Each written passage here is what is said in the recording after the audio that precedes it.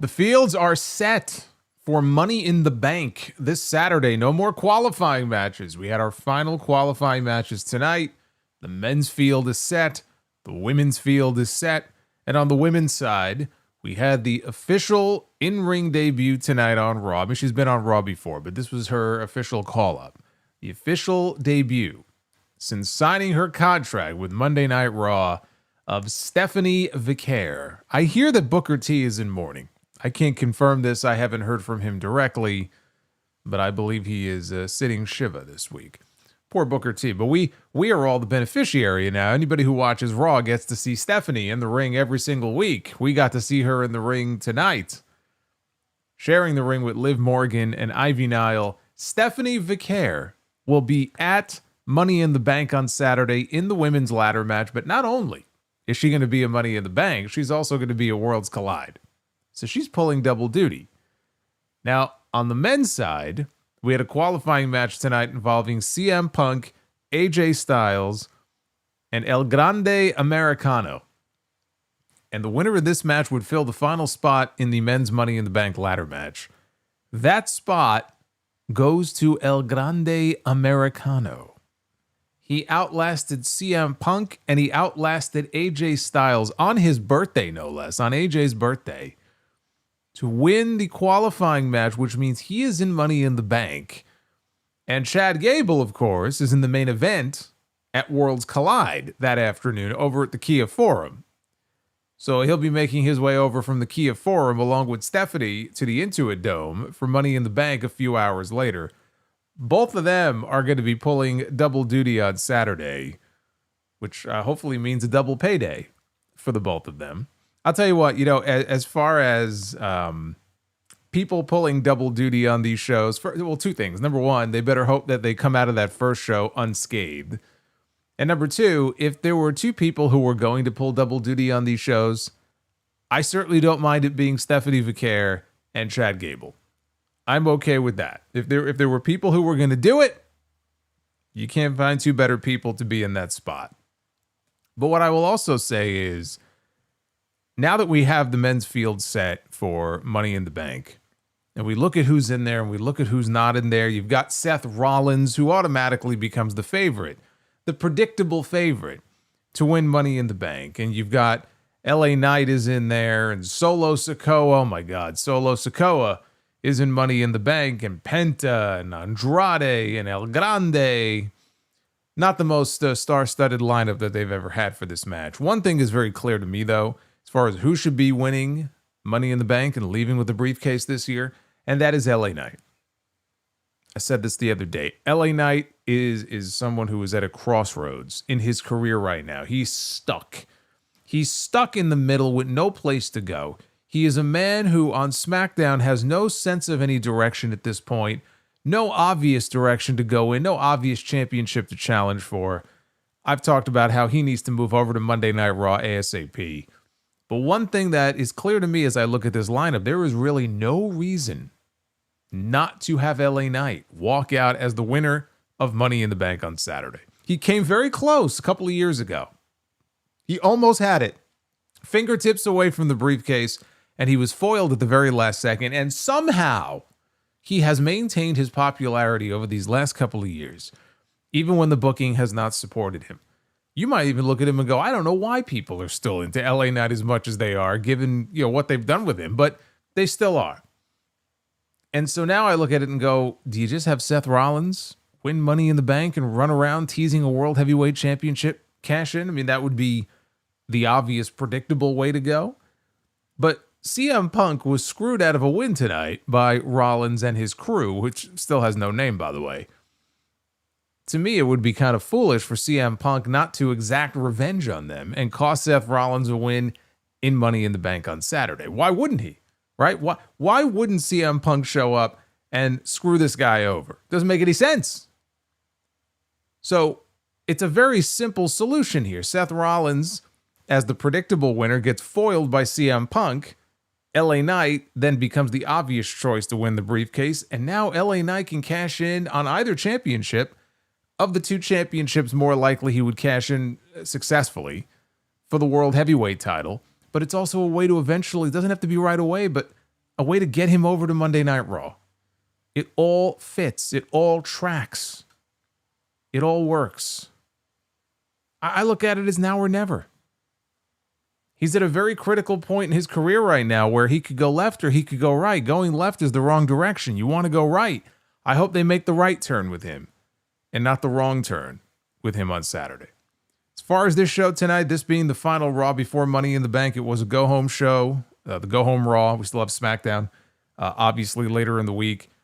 It was a solid show on the whole. I mean, both qualifying matches were good. We had a good tag team match as well. Sami Zayn and Jey Uso teaming up to take on Bron Breakker and the newly slimmer, the not so big, that should be his new nickname, the not so big, Bronson Reed. The rest of the show, honestly, whatever. It was fine. I find myself, as I look at Money in the Bank, where we have 4 matches. We have 4 matches. We have a tag team match. We have 2 Money in the Bank ladder matches. And we have a Women's Intercontinental Championship match. Could they add one more on Friday? It's possible. But right now we got a 4-match card. And as I look at this card, I find myself the most excited for and the most invested in the women's ladder match. You look at the lineup for that women's ladder match, it is stacked. It is a stacked lineup of talent in the women's Money in the Bank match. That is the match I am most looking forward to. The match I am least excited for, honestly, is the match involving John Cena and Cody Rhodes. John Cena and Logan Paul against Cody Rhodes and Jey Uso. I find myself struggling to care about that match. Out of all 4 matches, and I'm including the women's Intercontinental title match in that. That's the match I find myself struggling to care about. That's not good. You may feel differently. That's how I feel about it. Shouldn't be that way. But that's how it be. We'll talk more about what the Money in the Bank card looks like as we go along here in this review. There is one more note, though, just to mention here. During the taping tonight, prior to Raw, they taped WWE Speed, which is the show that airs on X, I think on Wednesdays at noon, right, is when that show drops. Anyway, during the Speed taping tonight, Lexis King was wrestling Joaquin Wilde of the LWO, and I don't know how it happened. I don't know what the spot was, but Joaquin Wilde got knocked out. He got knocked out cold during that match. He did tweet out later, he said, never been knocked out cold before, so a lot to process right now, but I'm good, no worries. So that's good, because that's always scary to hear about. He's in a match at Worlds Collide on Saturday. It's going to be the LWO, Joaquin Wilde, Cruz del Toro, and Dragon Lee. They're going to be taking on Aerostar, my boy Aerostar. The Lucha Underground days. Remember all those Aerostar vignettes? He would be beamed up into outer space. Aerostar is on the card. He's going to be tagging with Octagon Jr. and Mr. Iguana in a 6-man tag. So anyway, scary stuff. At least he's okay. This is your Raw on Netflix review. It is the first review here for the month of June. It is Monday, June 2nd, 2025. Thank you for joining me here on a Monday night. I am the Solomonster. Like and subscribe. Super chats are rocking and rolling so far. I can see people have a lot to say tonight. Of course, we also have our active leaderboard as well in the live chat. Again, that's a new feature. It started last week. It's a new YouTube thing that they added recently where you can be active in the chat and accumulate experience points. And so if you click there should be a community button or tab or whatever it is in the upper right-hand corner, and it'll tell you who's in the lead. It'll tell you who's in the top spots on the leaderboard. So have at it in the chat. Keep the conversation going, and we'll check in here periodically. But as I said, super chats are open. You will see them popping up throughout the stream, and I will be reading all of your messages a little bit later on. I also want to, if I can here, I did want to show you guys one thing, which is, do I have it? No, I don't have it. But I want to say thank you because the podcast this weekend, episode 915 of the Sound Off, number two on the charts. All wrestling podcasts here in the United States on Apple Podcasts. So thank you for that. We covered a lot of ground on the show this weekend. A lot of content, some of which has already hit the YouTube channel, and a lot of it has not.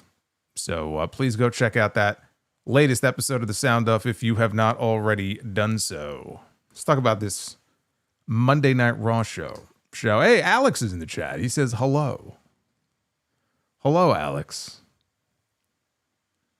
I see my friend Holden My Nuts is in the chat as well. The night is not the best moveset. The night is not complete until we hear from Holden My Nuts and MGM Ballin. I love it. I love it. Hey, you know what else? WWE. Oh my God. I don't know if love is the word I would use for that. Matt Fisher, thank you. I was going to say Slim Jim is the new center ring sponsor for Raw going forward. So every single week, you will see a giant Slim Jim logo in the middle of the ring. That is going to be the primary Raw sponsor going forward. I wasn't sure if I was watching Raw or if I was watching a WCW show. I think of Slim Jim. I think of those old WCW pay-per-views with the Slim Jim branding all over the place. They were doing that stuff back in 1996, 1997. Michael Cole and Pat McAfee, they spoke from the announce desk to open things up tonight. McAfee said the fans were expecting something from Michael Cole. I warned you people about this on the podcast yesterday. I said, hide the women and children. Because you see, and they had footage of it a few weeks ago, or maybe it was last week. Cole and McAfee, they had a bet.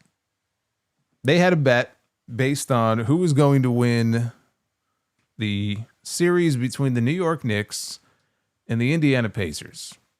And we all know how that series went. Pacers won. Michael Cole's been a big Knicks fan since the early 70s, so he lost the bet.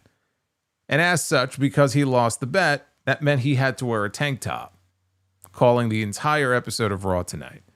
So the tank top that he wore, really, it was just a Pacers jersey. But you can see all of his tattoos and everything, and he's posing, he's putting the biceps up, double bicep pose. So yes, we had Michael Cole in a Pacers jersey instead of his usual suit and tie on the show tonight. And it just so happens that Raw tonight was in Oklahoma.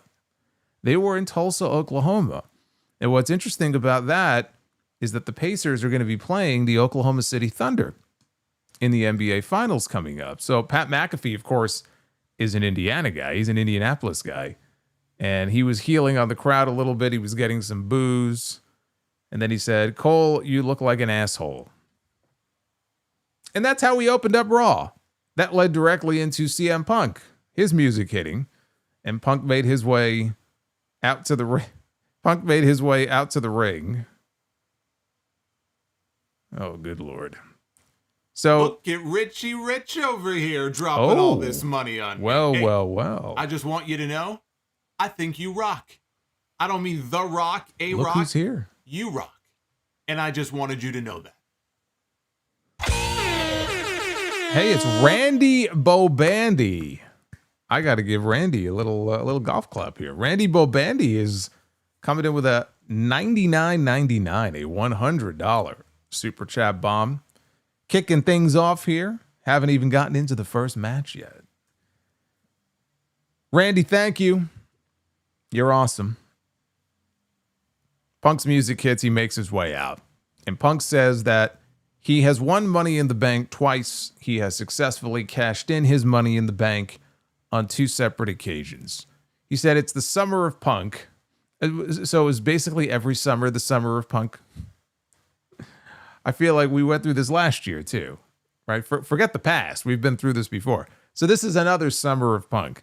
It's not going so well. If this is supposed to be the summer of Punk, he hasn't even qualified for Money in the Bank. So it's not really off to a great start here, even though it's technically not summer yet.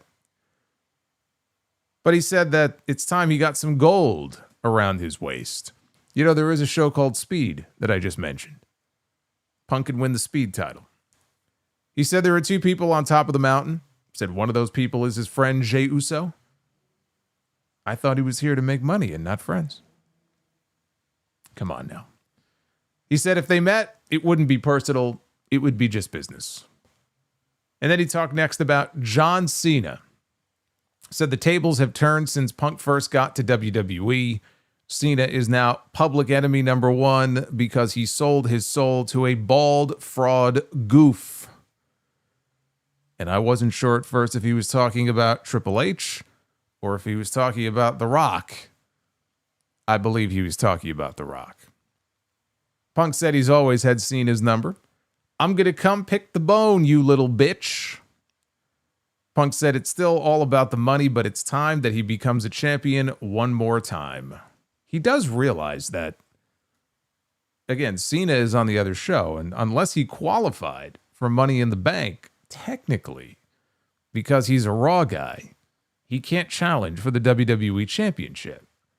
So he lost tonight. So I guess that means we're not getting Punk and Cena. I guess we're shit out of luck. Sami Zayn made his way out. He joined Punk in the ring. He said it was the first time he's heard Punk speak clearly since he came back about his plans to be a world champion. Punk said, it's time. Sami spoke about his own goal of becoming a world champion. He said Money in the Bank is not his path, but it is for Punk. And he told Punk, you have to win. He knows Punk is probably thinking about Seth Rollins and Braun Breaker and Bronson Reed, but he shouldn't be. Said that he and Jey would take care of them. Punk said he would have their back. Sami told him, don't worry about that. We cannot have Seth Rollins win Money in the Bank. If Seth Rollins wins Money in the Bank, it's game over. This place, this show looks like a very different place than it does right now.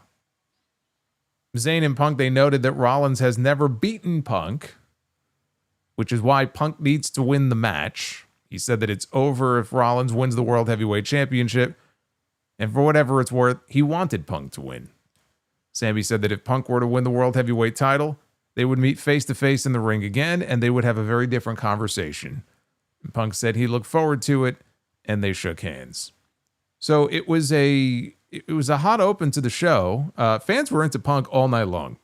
So from the opening segment to when he came back out later in the show, they were big time here in Tulsa into CM Punk. He was all fired up. Again, called out John Cena and The Rock. I thought Sami did a good job of just communicating the importance and driving home the importance of that qualifying match tonight and sort of the impending doom if Rollins were to qualify and then go on to cash in for the championship.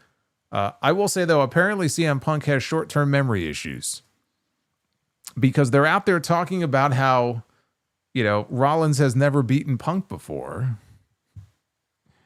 And it's just a weird thing to me because not only has he beaten Punk before, he did it twice recently. He did it in the steel cage of Madison Square Garden, and he beat him again in the main event of WrestleMania this year. Backstage, Roxanne Perez interrupted a conversation between Liv Morgan and Raquel Rodriguez and offered to help Liv tonight, but Morgan told her, look, I don't need your help. If you really want to help me out, stay out of my business. Stay away. Don't come out to the ring. And she walked off. And as Liv is walking along, she bumps into the women's world champion, Io Sky, warned Io that she was coming for her title, and Io said that wasn't going to happen.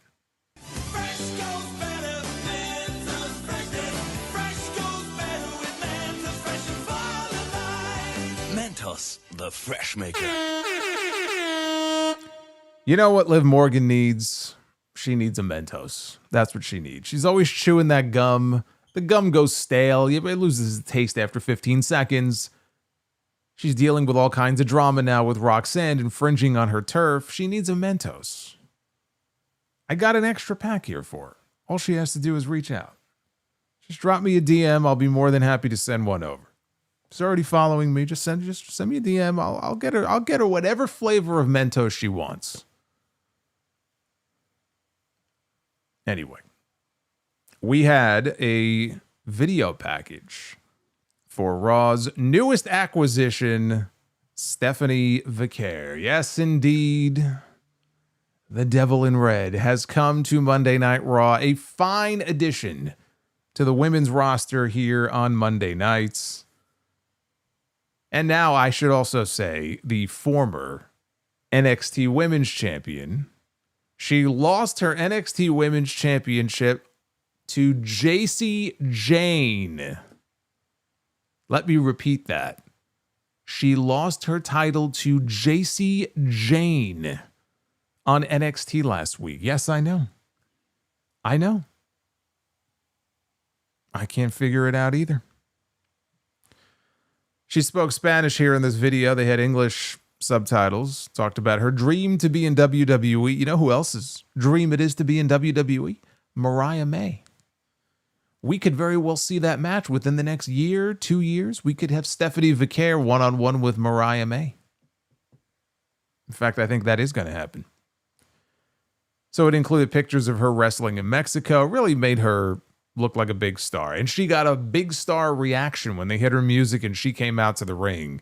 These people knew exactly who she was, and they were very happy to see her. This was the first of 2 Money in the Bank qualifying matches we had on this show. The final women's qualifier. It was Stephanie Vaquer against Liv Morgan against Ivy Nile. One of these 3 women would occupy the final spot on Saturday in the ladder match. Stephanie did not waste any time busting out her Devil's Kiss move. First, she did it to Liv Morgan. Then she did it to Ivy Nile. Only a little bit, though, because Liv Morgan broke it up with a drop kick. That got good heat. These people were not happy about interrupting the Devil's Kiss. I don't blame them. So Morgan hit Vaquer with 3 amigos, hitting the final one on top of Ivy. There were some counters that led to Ivy hitting both women with a double German suplex at the same time, heading into a commercial break. Now, during the break, this was the first time in the show tonight. During this commercial break, there were multiple chants, audible chants of "We want truth, we want truth." And it was pretty much limited here in this match to the commercial break. Not the only time, though, that we would hear those chants. I think there were some people who came into the show tonight thinking that they would be overwhelming and it would be a constant thing throughout the show. I can't speak to how it was in the building.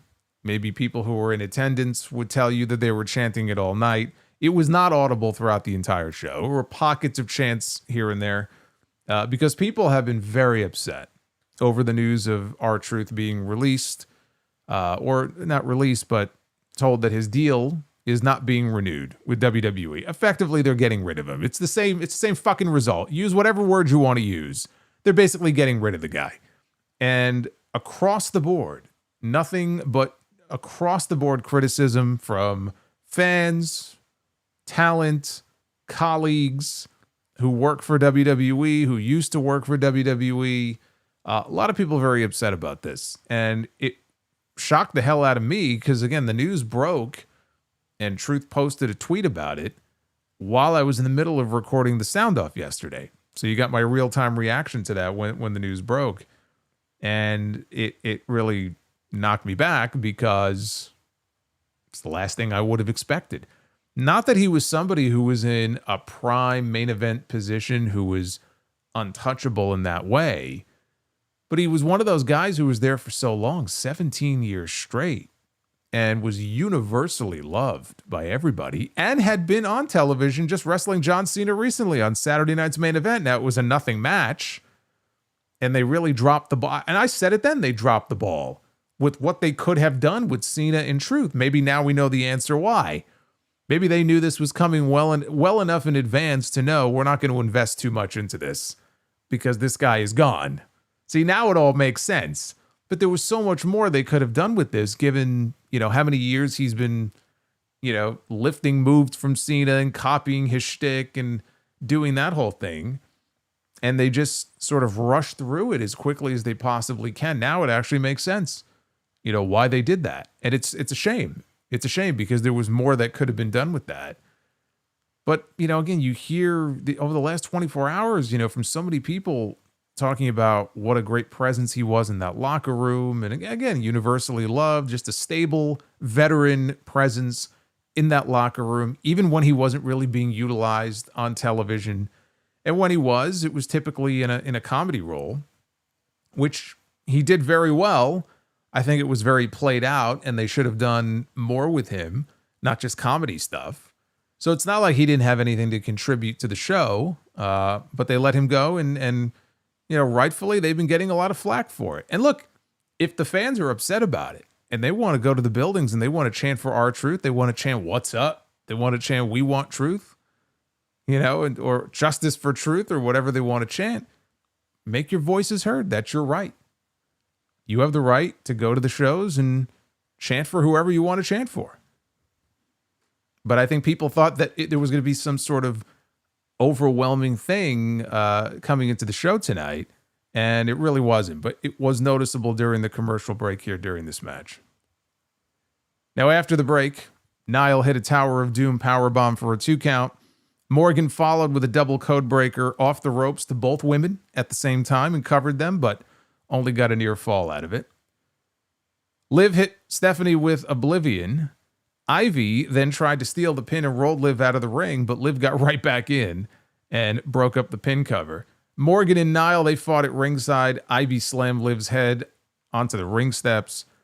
She got back into the ring, and at that point, Stephanie caught her with her SVB finish, and she pinned her.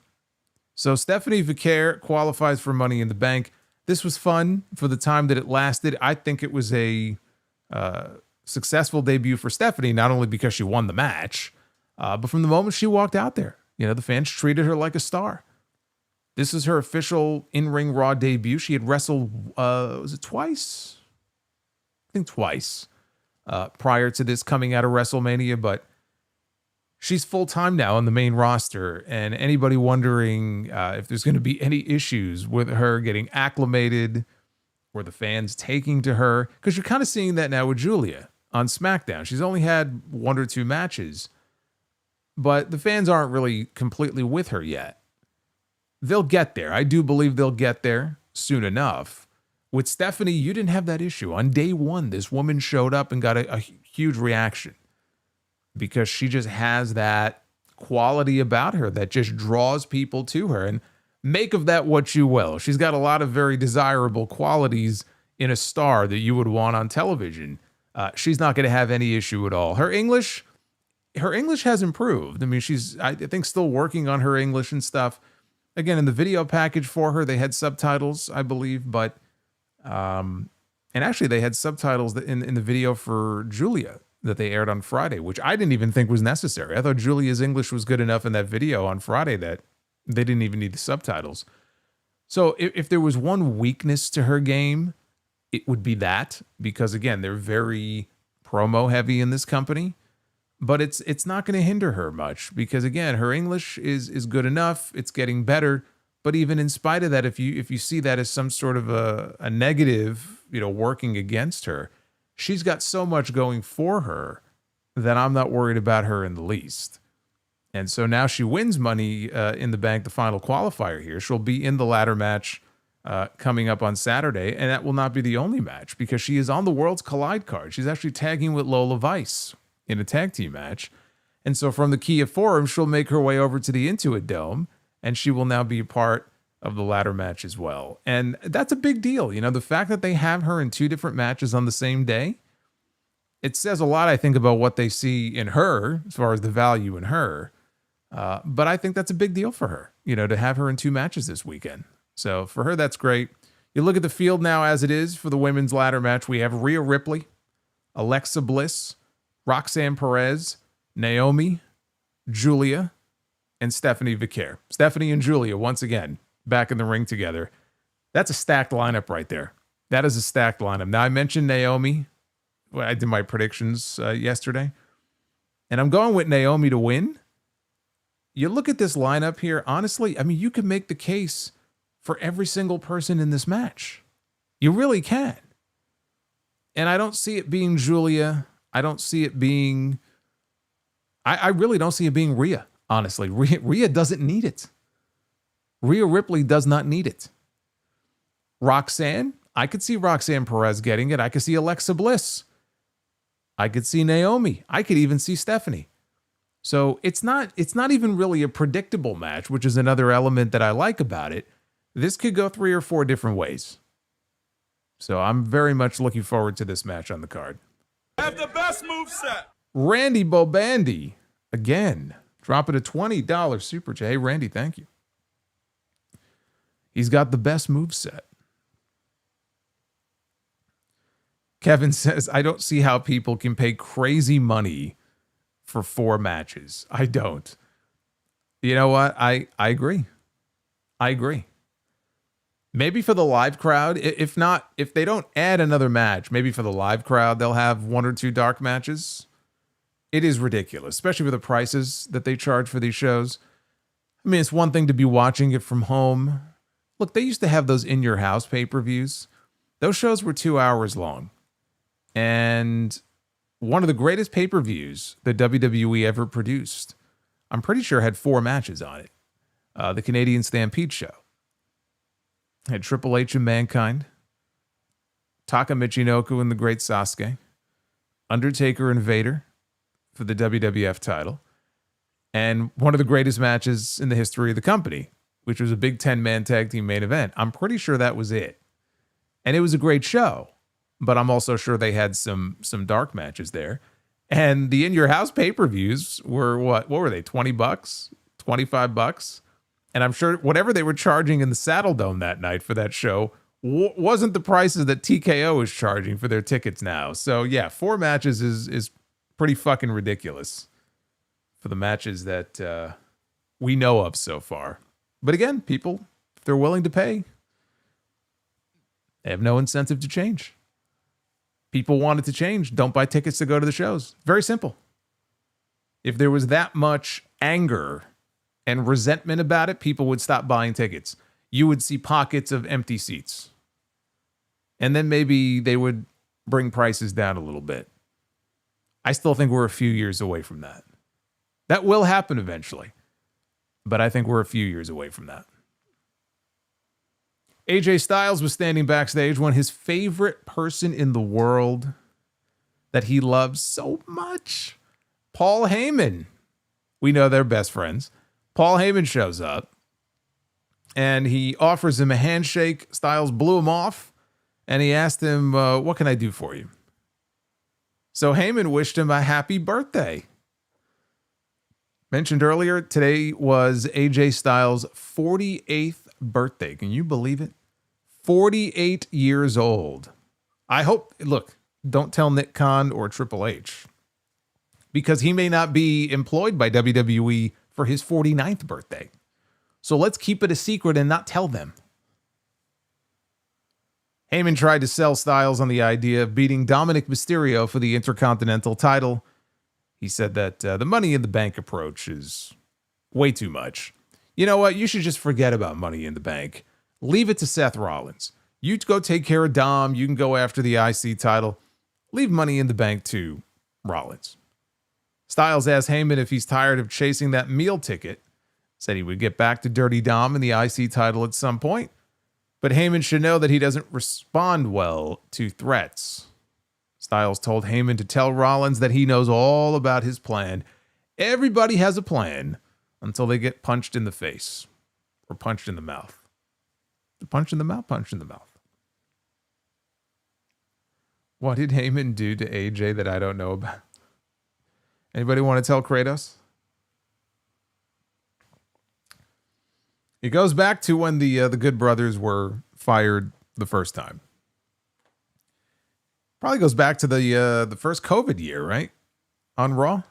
Yeah, AJ does not like Paul Heyman. He does not trust him. He thinks he's a liar and a con man.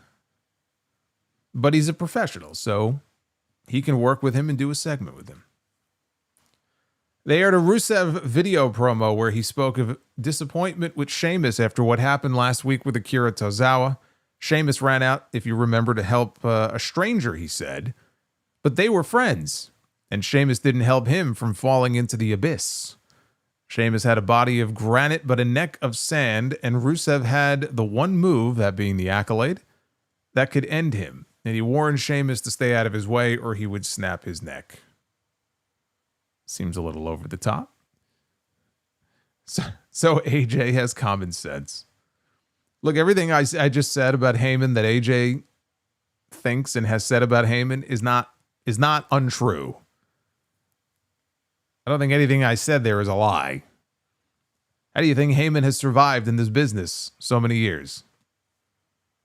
So backstage, Sheamus gave a pep talk to Tozawa, who was standing there with Natalya and Maxine Dupree. Sheamus said there's something real about Alpha Academy, and he encouraged Dupree and Natalya to form a tag team. Said they both show heart. Natty said that she appreciated that and spoke about how Maxine has impressed her. So Kathy Kelly showed up and asked Sheamus about Rusev. Sheamus said they go way back, and Rusev was even a groomsman at his wedding. Rusev's WWE career imploded because of his own bad decisions. And, well, I don't think I would agree with that. There were some bad decisions, all right, but I don't blame Rusev for that. He says his career outside the company lasted about as long as Rusev Day. Sheamus called Rusev a bully, and Sheamus said that I bully bullies. There you go. I'm waiting for that. Sheamus and Rusev. Those two are going to work well together. I like Sheamus as the first really big opponent for Rusev. He's wrestled Otis and Tozawa so far. So this will be the first person with any real credibility as far as how he's treated that Rusev is in the ring with. I'm looking forward to that. I don't know when we're going to get it. Probably just be a random episode of Raw in the next couple of weeks, but I'm looking forward to that.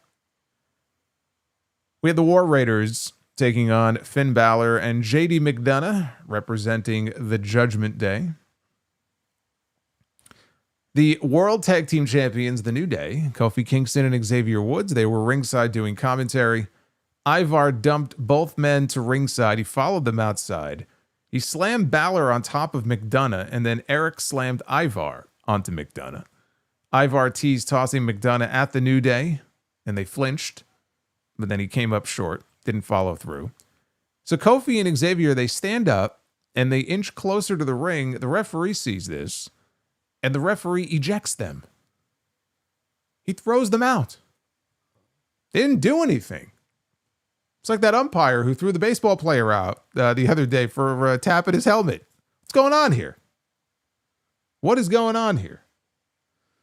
So late in the match, Ivar went up top while Balor was down in the ring. Roxanne Perez comes out. This is quite the double standard here, as I'll talk about. Roxanne comes out. She distracts Ivar. And as the referee was focused on Roxanne, McDonough pulls Ivar's head down into the ring post. Now he's down. Balor comes off the top rope with the coup de grace, and he gets the 3 count. And after the match was over, Balor was all smiles as Roxanne applauded him. Pin Balor actually gets a pin. Instead of taking the pin and eating the pin, he actually gets a rare pinfall win here on the show. See, so what's great about the nickname is that it works either way, right? The majority of the time, Balor is the one eating the pin, hence Pin Balor. But even when he rarely, wins matches and he gets the pin, he's Pin Balor. See, so like that's the genius of the name.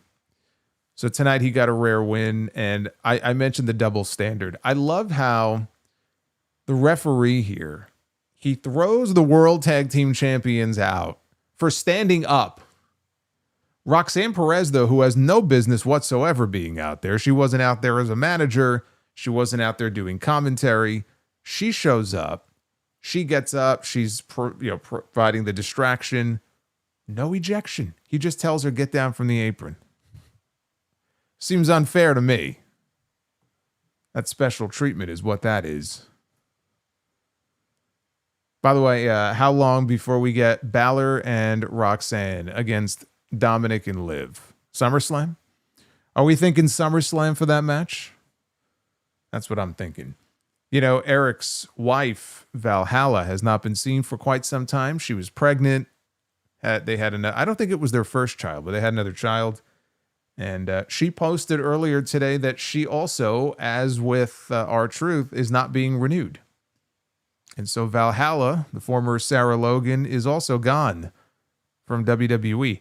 I honestly couldn't even tell you the last time I saw her in a match. When was the last time we saw her on TV? I can't remember. Evidently, we will not be seeing her again. I don't know if that's a good thing or a bad thing. Well, it's not a good thing, but I don't know what that means for her husband. I don't know. I'd be a little worried.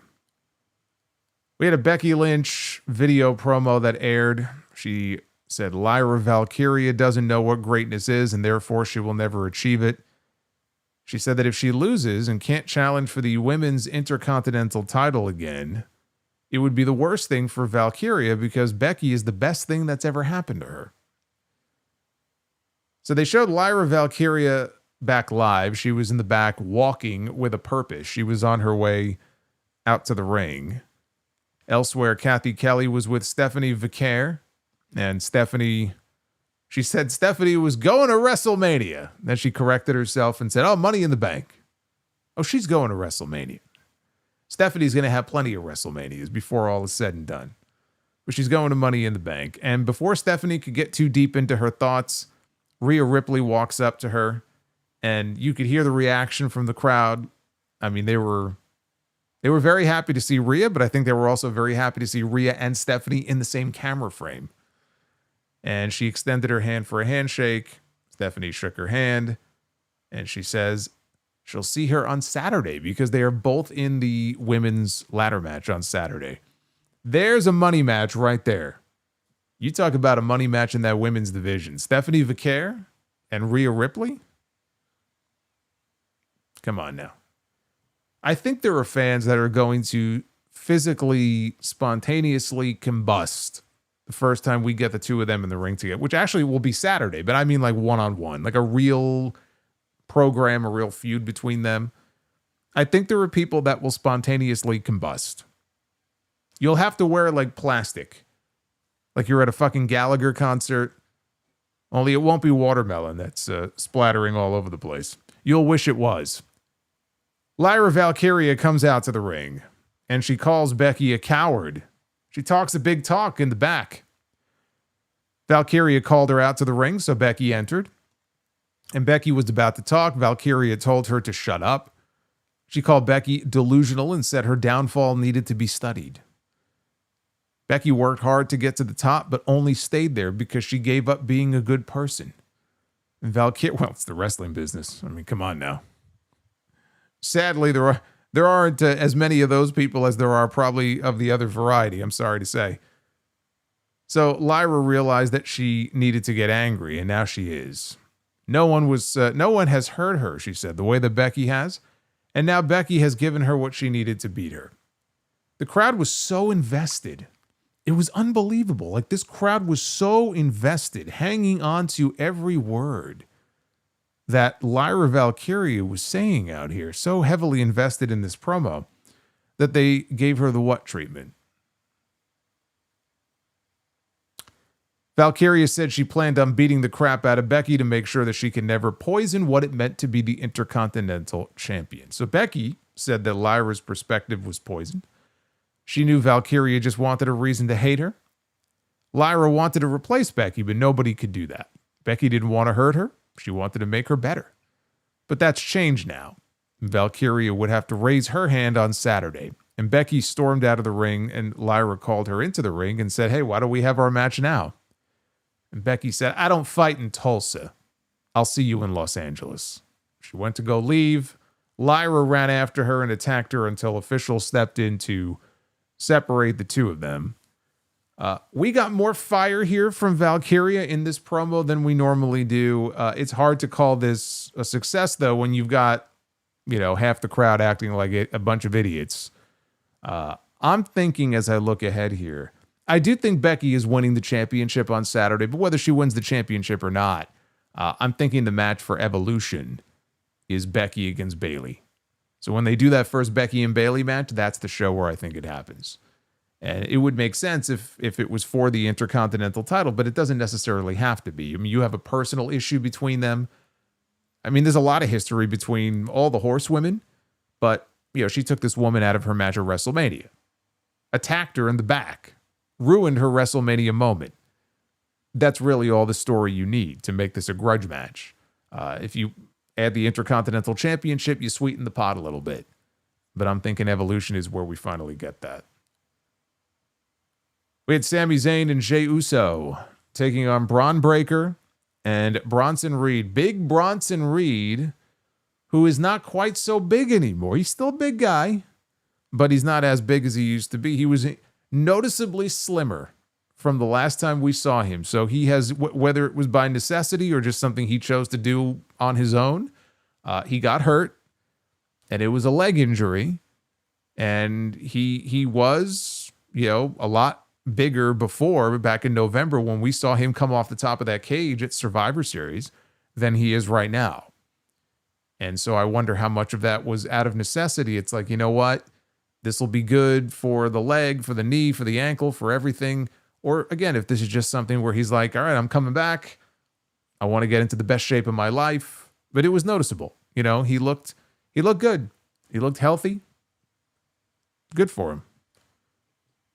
They went to a break not even 90 seconds into this match, which is the standard WWE formula. I find it insufferable every fucking time with this. I mean, you could set your watch to it. It's become the norm. It's just the way they format these shows. Ugh. Sami was isolated by the heels until he made a hot tag to Jey Uso, who worked over Bron Breakker until he got put down with a gut buster. And that led to a 2 count. Maybe Rollins has Reed doing his I don't know if Bronson Reed is doing CrossFit. I don't know about that. CrossFit's a bit, even for me, CrossFit's a bit much. CrossFit is not for everybody. So Breakker lowered the straps. He ran the ropes. Jey, though, dropped him with a super kick, and he covered him for a near fall. I loved the Breakker sell on this super kick as he was coming off the ropes.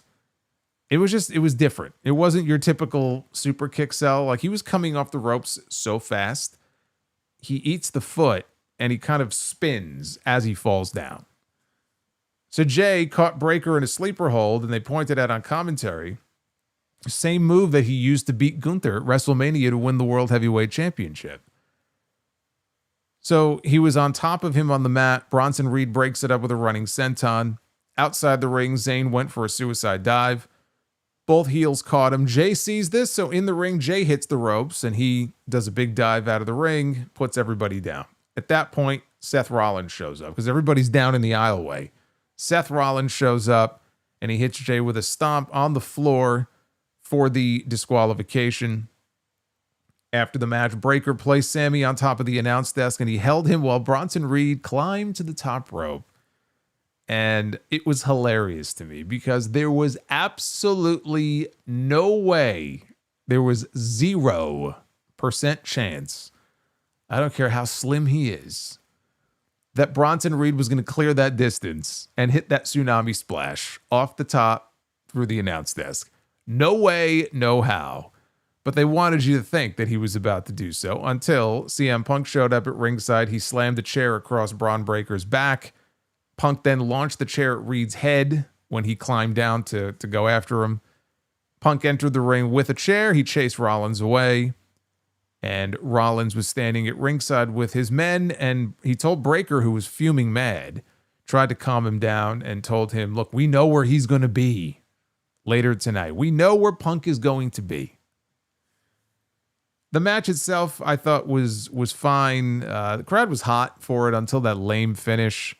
And we had the post-match, teasing the fact that these guys clearly were going to get involved in the main event. Especially the main event was no disqualification, so why wouldn't they get involved? Backstage, Liv Morgan entered the Judgment Day clubhouse and asked to speak with Finn Balor.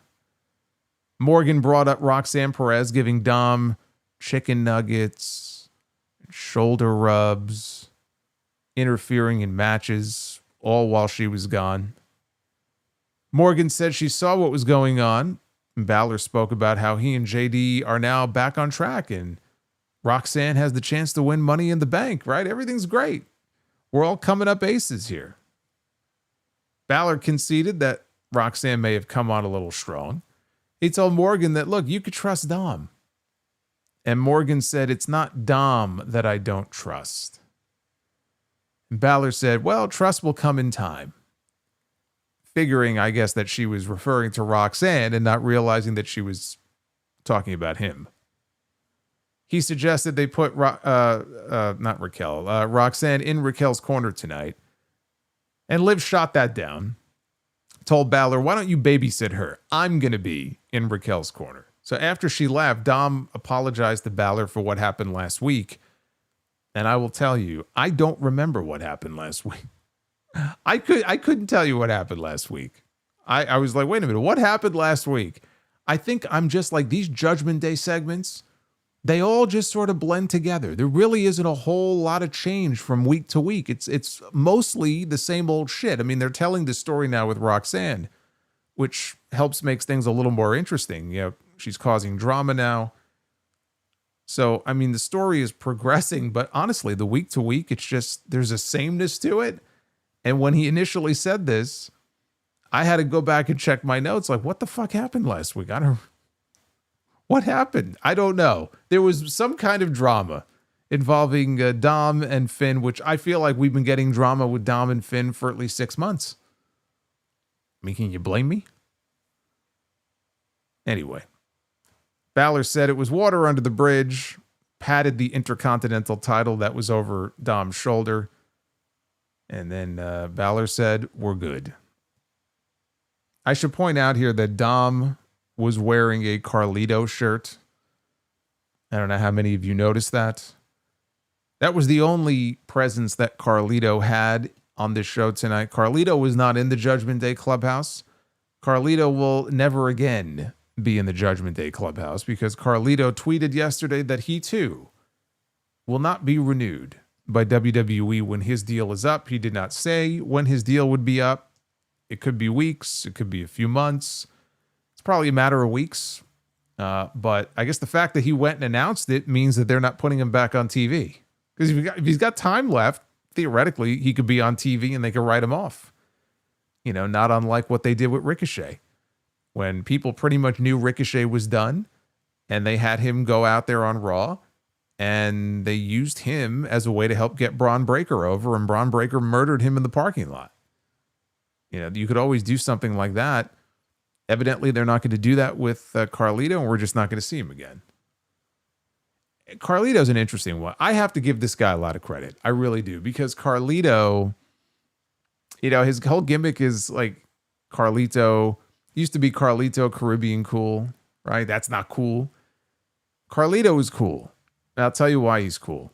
This guy showed up 2 years ago at Backlash in Puerto Rico. And when he came out, he got a reaction like you would think Stone Cold Steve Austin's music had hit. Seriously, that's what it was like when he came out to the ring. Like, that place exploded. That was during the Damian Priest Bad Bunny match. And there were a lot of people, myself included, probably at the time thinking, man, how do you not offer this guy a contract? Look how over he was. I know it's Puerto Rico and he's from there and everything, but like, how do you not offer this guy a contract? And he was in really good shape and everything. And so then they ended up bringing him, it was a few months later, they ended up bringing him back. And he never got that kind of reaction again after that.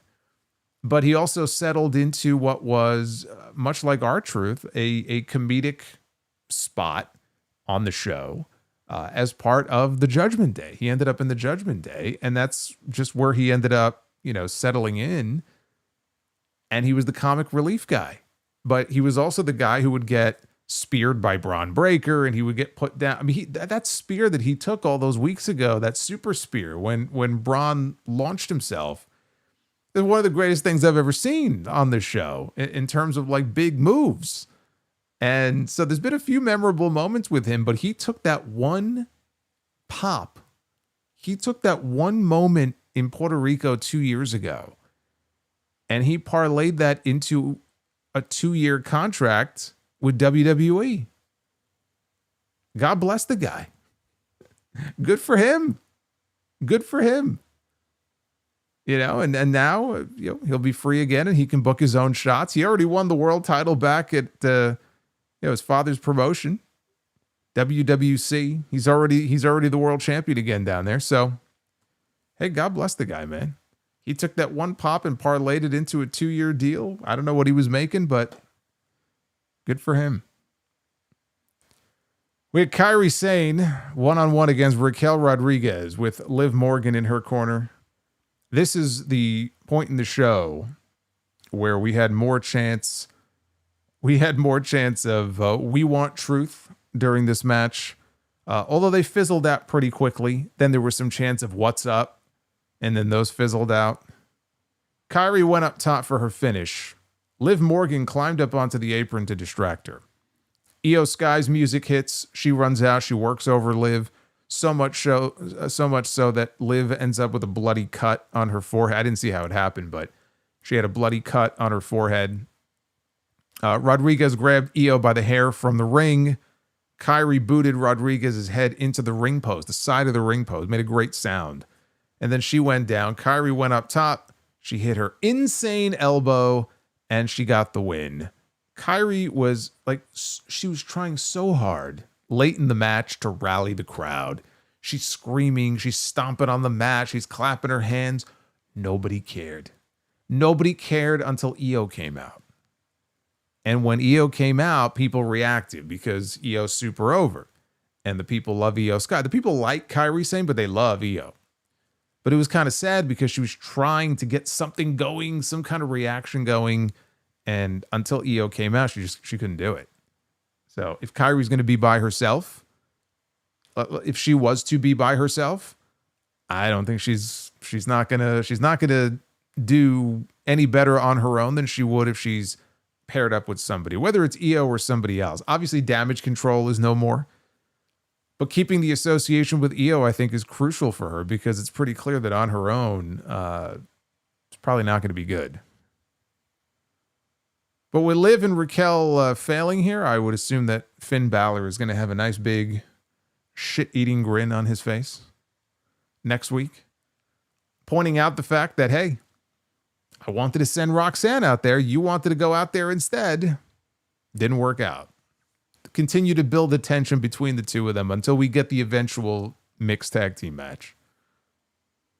Backstage, Karrion Kross, who did not get a Money in the Bank match this year. Karrion Kross got a backstage segment on this show. He showed up to confront Sami Zayn while a trainer was icing Sami's shoulder from the match earlier. When Kross entered the camera frame, he got a nice pop from the crowd. It was nothing overwhelming, but he got a reaction. Kross acted like he was concerned about Sami, who demanded to know what Kross's obsession is with you. What's your deal with me? It's been months of this. What is your obsession with me? Kross said it's because Sami lies to the fans and he lies to himself. He could have been a world champion 10 times over by now. Kross said he knows Sami is capable of doing very bad things to people. He told Sami that he's not a good guy. You're a bad guy, he said. You're a bad guy just like the rest of us. Sami thought about it, and he said to Kross, I think you're wrong. Kross said, maybe I'm wrong, but maybe I'm right. And he walked off. And that was the one quick, obligatory Karrion Kross appearance here on this show. Jey Uso was seated in the locker room when Gunther appeared. I didn't even think he was going to be on the show. But he walks into camera frame and he says, I just want to talk. And he takes a seat next to Jey Uso. Just wanted to chat ahead of their World Heavyweight Championship match on Raw next Monday. Gunther told him that he appreciates all of the effort that Jey puts into being the champion, and he can see that he's really trying to be a great champion. And he said that Jey thinks with his heart rather than his head, and that's why he'll take the title next week. Gunther said that Sami Zayn, it's like me watching Double or Nothing last weekend. I said, my heart says Jamie Hayter, but my head says Mercedes Moné. The head will win out. 8 times out of 10, 9 times out of 10, you go with common sense. Common sense dictated Mercedes was not losing. Even though I wanted to see Jamie win, it didn't work out that way. So he said that Jay thinks with his heart rather than his head. He's going to take the title from him next week. Said Sami Zayn needed Jay's help, but now he's less than 100%. He might help Punk tonight too, if he's needed, but he's also going to be helping out Cody Rhodes, he pointed out, on Saturday, because the match is Cody and Jay taking on John Cena and Logan Paul. None of that was the business of the world champion, though, he said. Gunther said Jay is making it easy and the party will end in 1 week. And he stood up to go leave and Jay stopped him and said 3 letters, 1 word, tap. Said, see you next week, G. Brief but effective. Brief but effective final bit of hype here for their world championship match next week. Very curious how they're going to work this finish. We cannot simply have Gunther go in there in a competitive match and just lose clean again to Jey Uso. I just don't see what that accomplishes. I don't. But I don't expect Gunther to win the World Heavyweight Championship back either. Not that I would mind that, but I don't see it happening. How do they do this finish? Is the direction Gunther and Goldberg? Do we have it all wrong? Do they have another opponent in mind for Bill Goldberg for Saturday night's main event next month? And it has no connection whatsoever to Gunther. I think that's less likely. I think Gunther and Goldberg is still the match. Is Goldberg going to be on the show next week? Are we going to start to get him on TV soon? If his retirement match is coming up on that Saturday night's main event, that's July 12th. So by next week, we're a month out, which means we're going to be seeing Bill Goldberg on television very soon. Do we see him next week? And if so, how does he factor into this? I don't know. Maybe Goldberg has nothing to do at all with this match next week, but I don't know what they're going to do for a finish. I'm actually very intrigued. I'm more intrigued about that match than I am the tag match that Jay is in against Cena on Saturday. They closed the show with the final qualifying match on the men's side in Money in the Bank. CM Punk against AJ Styles against El Grande Americano. I'll tell you what, I cannot believe they have a AAA show. WWE and AAA are doing a joint show for the first time ever on Saturday. And they have El Grande Americano on the Money in the Bank card. He's not even on that show, on the Worlds Collide show. Chad Gable, just plain old Chad Gable, is on the Worlds Collide card. But they have El Grande Americano on the other show. I don't know, very, very strange. But I should point out to you, it's been 21 years since we have seen CM Punk and AJ Styles in a singles match. 21 years. And I guess we're still keeping the streak alive because technically this was not a singles match tonight. But they were in the ring together tonight for the first time in a very long time. Punk and AJ at the beginning, before the match even started, they told the referee, go check out this guy's mask. Because he's had that loaded mask now for several weeks. And the referee went over to go check the mask. He didn't really come up with anything nefarious. I mean, it's a triple threat match. It's no disqualification. Even if the referee found something, there's really nothing he could do about it. If El Grande Americano said, fuck off, what's the referee going to do? Nothing. He's going to ring the bell and the match is going to start. So Punk went for a GTS on Americano, who avoided it, put Punk in an ankle lock. Punk rolled out of it. That sent Americano hurtling toward AJ Styles, who caught him and dropped him with a Styles clash. Styles had the pin. Punk broke it up. Punk placed Americano on the top rope and went to the middle. Styles pulled Punk off the ropes, and they were jockeying for position. Eventually, Punk went for a jackknife pin. Americano broke that up with a moonsault as AJ was bridging out of it. Americano went for another moonsault that Punk avoided. Punk hit Americano with the GTS, and he covered him when Bron Breakker showed up. Along with Bronson Reed, and Bron Breakker pulled Punk out of the ring at the very last second. They ganged up on him until Jey Uso comes out. See, Gunther was right. Here comes Jey Uso. Here comes Sami Zayn. AJ performs a springboard dive out onto everybody at ringside. Everybody gets knocked down. AJ gets up on the apron. Now he is setting up for the phenomenal forearm, because the only man left standing in the ring other than the referee is El Grande Americano. Styles is going for the phenomenal forearm. He comes off. Americano hits him with the loaded mask. I guess it was loaded after all. Hits him with the mask. AJ is out. And El Grande Americano pins AJ Styles. Everybody celebrates because El Grande Americano is going to Money in the Bank. Can you believe this?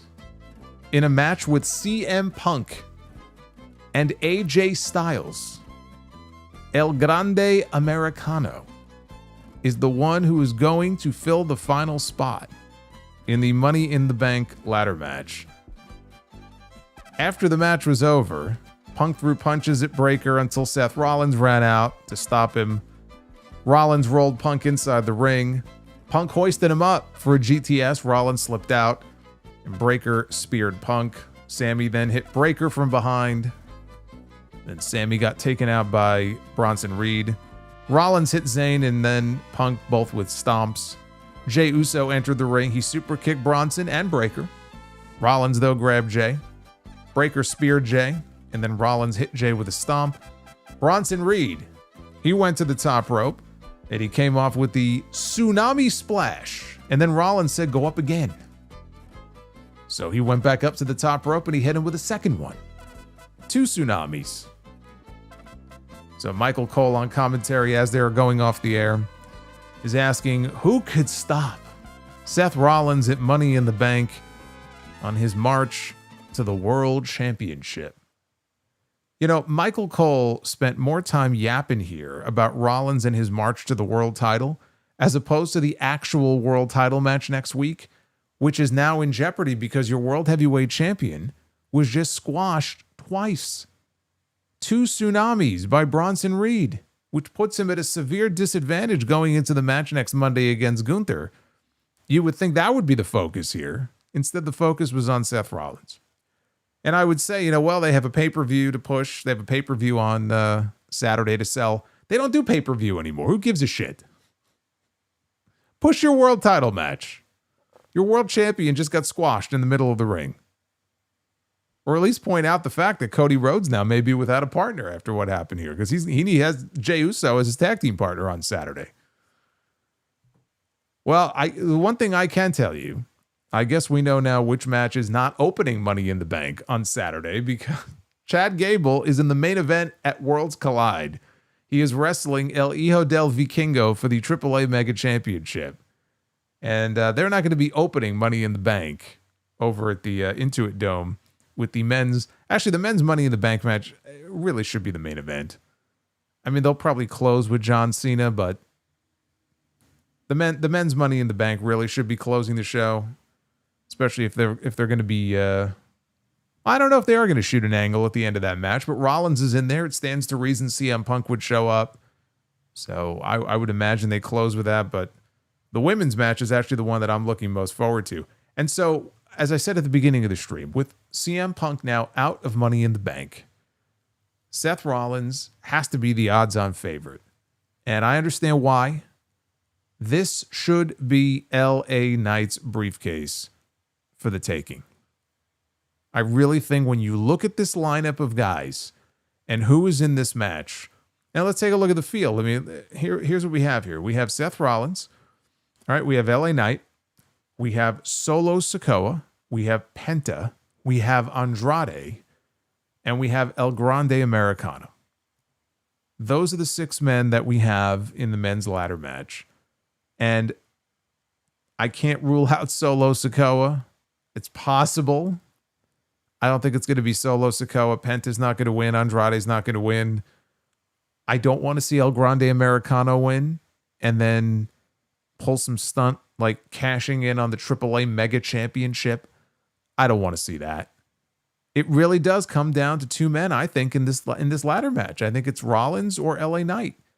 And ask yourself, who really could benefit the most from a win in this match?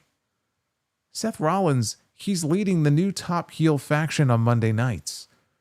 He's already staked his claim to the World Heavyweight Championship. You know that sooner or later he's going to be wrestling Jey Uso for that title and probably winning that title. He doesn't need Money in the Bank to get there. LA Knight has nothing. He has nothing. He has no U.S. title anymore. He has no world title prospects so long as he's on SmackDown. And John Cena has the title, which is ultimately just going to go back to Cody. He has nothing. He's the one at this moment. This screams out for him. And then where you choose to go with him at that point, again, could be the World Heavyweight title. It could be the WWE title if he holds on to it for fucking 9 months. I still feel like whether he wins or not, you got to get him over to Monday Night Raw. He's dying on SmackDown. Absolutely fucking dying on SmackDown. But he's still there where he's not in the main event mix right now, but he's still right there where he could be as a face or a heel. And I mean, it's stupid to squander the goodwill he still has with the fans. I wouldn't be turning him heel. He's a great heel, though. He's probably a better heel than a babyface, if we're being honest. But he's still very popular. And if you want to take him to that next level, you got to do something with him. Now is the time to do that. I don't see what's gained by having him in a match like this if he's not going to win. And it would be incredibly dumb for CM Punk not to come out and extract revenge on Rollins for what he did to him tonight. Tit for tat. You cost me, I cost you. It's like the cycle of revenge. It never ends. This is LA Knight's briefcase to win. That's how I feel about it. Give him the case and let's get something going with him instead of fucking squandering him and keeping him in purgatory until one day the fans simply will not give a shit about him. And then he won't be getting the reactions that he's getting now.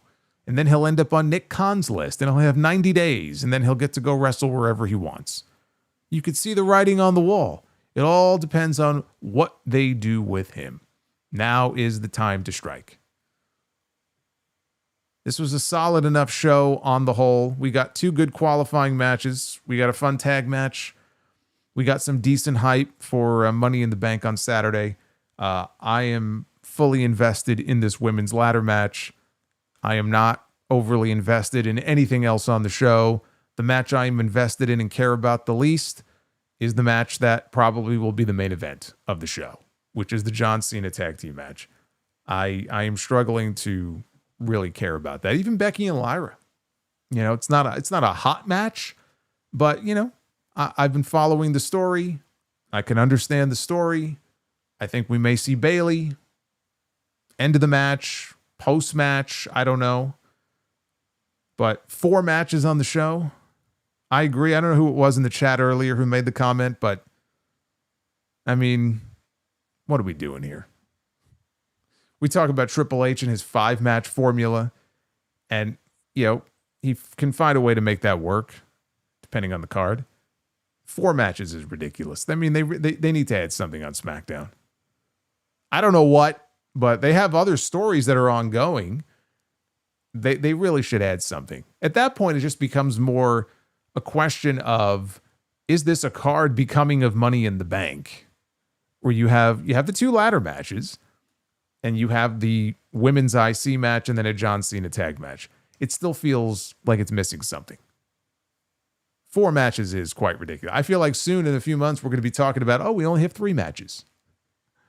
We have Clash in Paris coming up. It's a solid 3-match card. And they set the new gate record for that show as well. So they'll fit a segment on the show talking about the new gate record in Paris. And they'll have the 3 matches built around that. I can't wait for that 2-match card. That's going to be great. And then eventually, maybe John Cena's final match at the end of the year, it'll literally just be 1 match.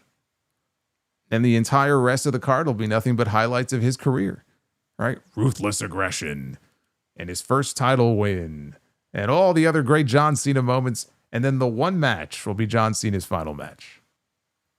It's like the cards are getting smaller and smaller. Can we get it to a point where we only have 1 match and see if they're still stupid enough to buy tickets to these shows? Let's find out. Let's take a look at this poll here. What did you think of the Raw? before Money in the Bank. 66% thumbs up. 33%, 33.8. So roughly 34% thumbs down for tonight's show. Oh, R-Truth. Oh, man. Oh, it's like an arrow to the heart. Wrestling Rush Hour, thank you for the sub. That's R-Truth waving goodbye to all of us is what that is. Look at this. Now Daniel Bryan dancing on his grave. Oh my gosh. Terrible. Of all the people to pop up. Poor R-Truth. I know, too soon. Too soon. Thank you, Wrestling Rush Hour.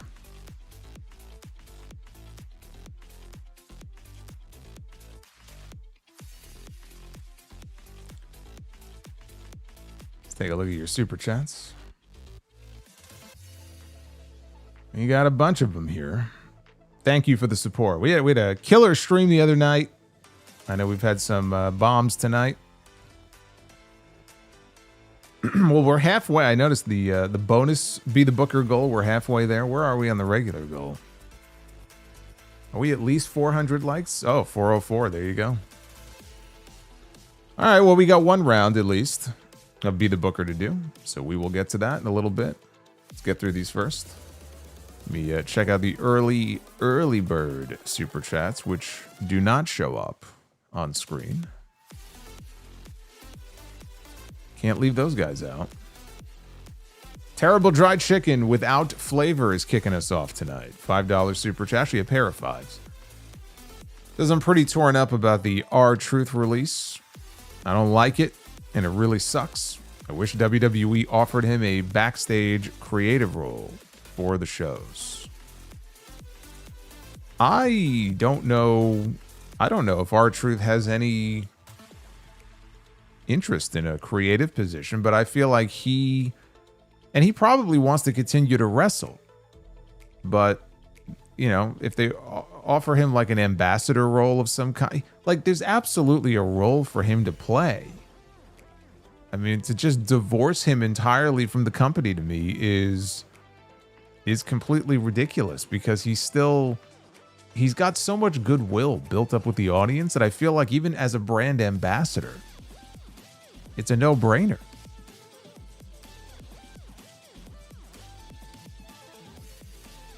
But if he wants to wrestle, then you know what? Let the guy go. Let the guy go wrestle. Believe me, there's plenty of promotions out there who would be more than happy to bring in Ron Killings to make an appearance on their show. That will not be an issue.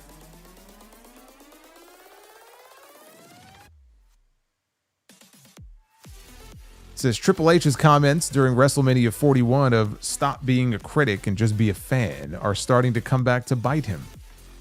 Keeps bringing unwanted attention. Yeah, I don't disagree.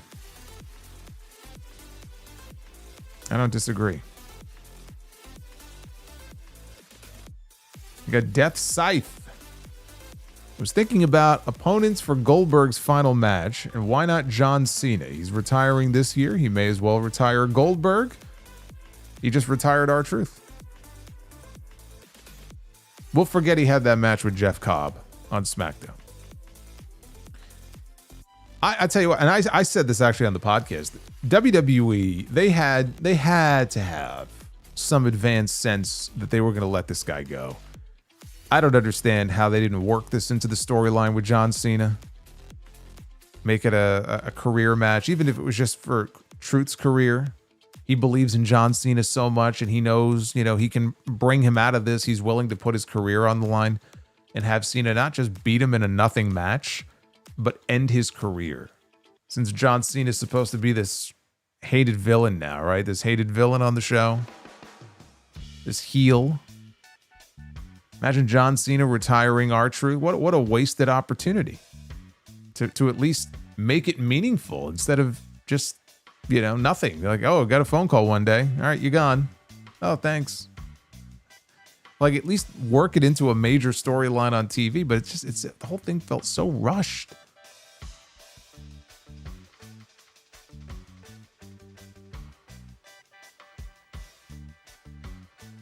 Trill Mexican 305 says Tuesday, June 3rd at 3 o'clock in the morning, finally Dateline, but fear not, because at 9 a.m., Law and Order SVU is back on. God, I love Solomonster for this.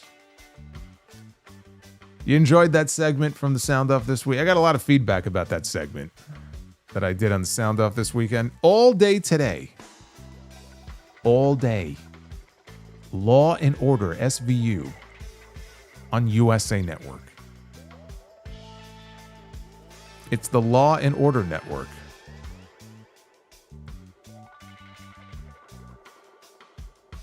Death Scythe says, also speaking of John Cena, once we get to December, how funny would it be if he turns around and pulls a Mark Henry and says, I still got a lot left in the tank, and his whole farewell tour was a ruse? Only if he borrows the jacket from Mark and wears it. The salmon jacket. Mark says he has it. I asked him about that. When I interviewed Mark Henry last year, I sat down with him in the radio studio for that interview before WrestleMania 40. I got 30 or 40 minutes with him and brought that up. And he says he has it. He has the jacket. Daniel Orton says, dun dun. Law and Order, baby. Joseph says, Solo, you got a shout out on the Stevie Richards show on R-Truth. Thank you, Ron Killings, for damn near 25 years in wrestling. Yeah, the man is ageless. Yeah, I got a lot of messages about that today. Stevie Richards, he was listening to the podcast and heard the segment I did about R-Truth, because I had pointed out that I was pretty sure R-Truth was the last active Attitude Era star who was still active, on TV. And now, obviously, he'll be gone from the company, and he's the last of them. And he said he mentioned that because he couldn't believe it either, because Stevie was there around the time that Truth probably first came into the company, right around the year 2000. It's crazy, and obviously he left the company. He wasn't there for 25 years straight. There was a break in between, but 17 years straight is a hell of a run. A lot of people don't get anywhere close to 17 years straight. But yeah, he's the last of those Attitude Era guys that was still active. So yeah, no, shout out to Stevie Richards. Stevie's cool. Big Stevie cool.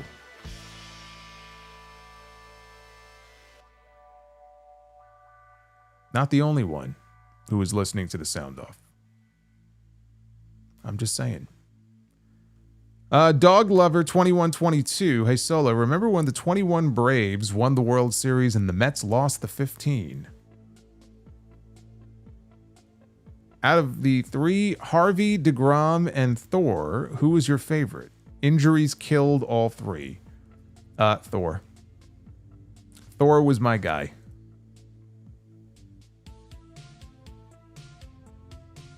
It makes me depressed now that you made me think about that period of time. Thanks a lot. Now I'm all sad. Libido Bell. Cena versus Truth, career versus title was right there. In fact, John Cena could have cut mobile promos for the Titantron for this run. Brother, I said the same thing. We got no face-to-face promos on the actual show with Cena and Truth. The whole thing was rushed through because I think they knew he was gone. Let's just play this card, get it over with. We'll beat him quickly, and then we'll call him up and we'll tell him, hey, okay, we're done. And just be done with it. It's like they rushed through the entire thing. You could have made so much more out of it, and it would have just helped put more heat on John Cena. I mean, there would still be heat on the company for what they did, but you could transfer some of that heat at least to your top heel champion, and they don't give a shit. They didn't care.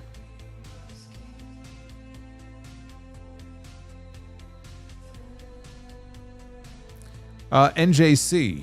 Let's hope that WWE gets it right and gives the case to LA Knight. Rollins doesn't need it. PSA we need. And it's Wepa time. Super chat. in your words, Solo. Cheers. It's going to be Wepa time at the NYC Arena this weekend. We got Puerto Rican weekend from House of Glory. Mike Santana's Puerto Rican weekend. Maybe I'll do I'll give you guys an It's Wepa time on commentary. It'll give you a reason to tune into the show instead of Money in the Bank. Nico Feliciano, thank you for the super chat, brother. Libido Bell, cut a promo on my nephews after ruining my controller. Packed up my Xbox. You get what you earn and you get nothing. It brought them to tears. Wow, it's quite the heel turn. Nico says, hot take, Stephanie seems overexposed. Stephanie can never be overexposed. That is an impossibility. Well, look, it's only temporary. Stephanie was on NXT up until last week. Now she's on this Worlds Collide show on Saturday. She's on Money in the Bank. She's on Raw. This week, she's very, very much overexposed, but it's 1 week. Worlds Collide is one and done. NXT, she's done with. From here on out, she'll be on Raw, and she won't feel as overexposed. Tonga Loa superfan. So I guess what we learned is that the only guarantee to never get fired or let go in WWE are John Cena, Randy Orton, CM Punk, Roman Reigns, and Tonga Loa in no particular order. It's a short list. Tonga Loa is still employed.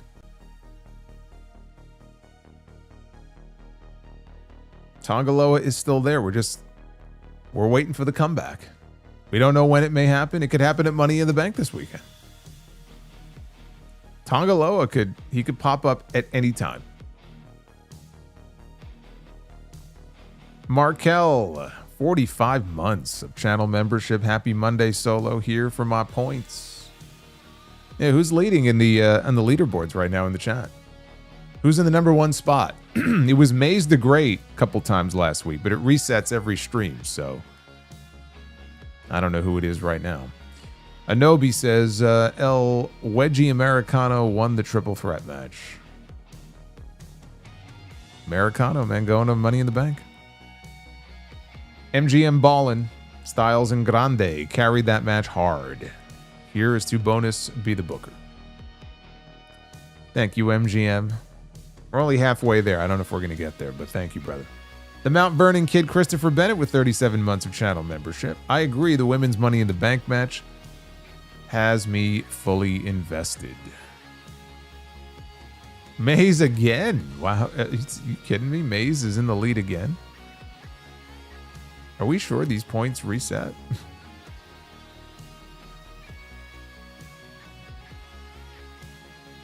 Yeah, they do. Well, he's got 500 XP. We got, who do we have here? E-Web, 187, number 2. Who is that? With 425 XP. And Fire Panda in the 3 spot. Matt Fisher says, Bree mode. Alexander, Zelina needs to be at Money in the Bank dropping her belt. She can't. No. Because she needs to drop her belt to Julia. And Julia is already in the Money in the Bank match. And I don't want to see Julia win Money in the Bank to cash in on Zelina Vega. So, hold off on that. You could do it on TV. But they do need a 5th match on that show. Just not with Zelina Vega.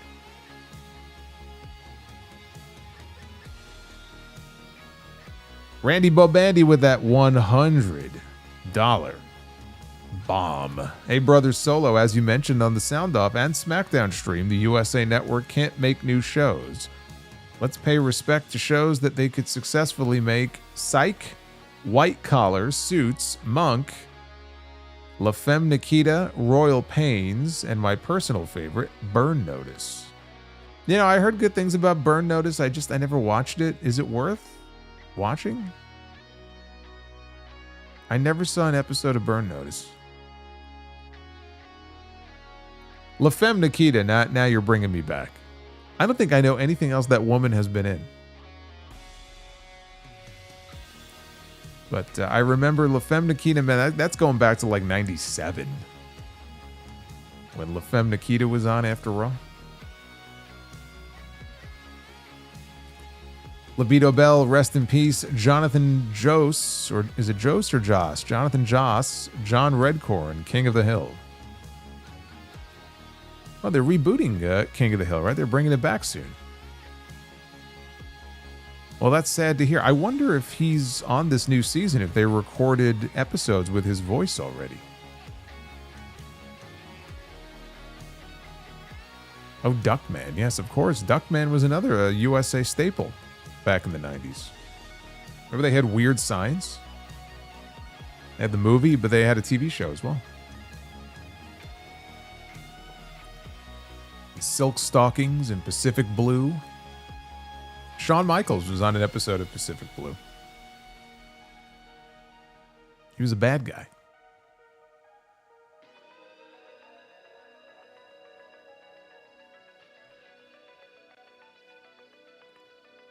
Zachary Black with the $30 Mentos super chat. Does R-Truth cash in on John Cena later this year for ruining his career? In all seriousness, how is their last match not a loser leaves WWE match?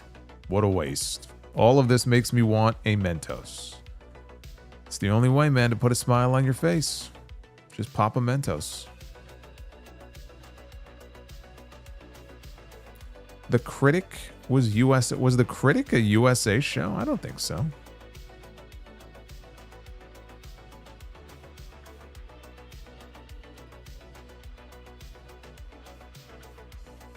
NJC, thank you for being a member. Randy Bobandy just watched the Hassan Dark Side of the Ring episode. The other two that had stereotype gimmicks, Kenzo Suzuki and Rene Dupree.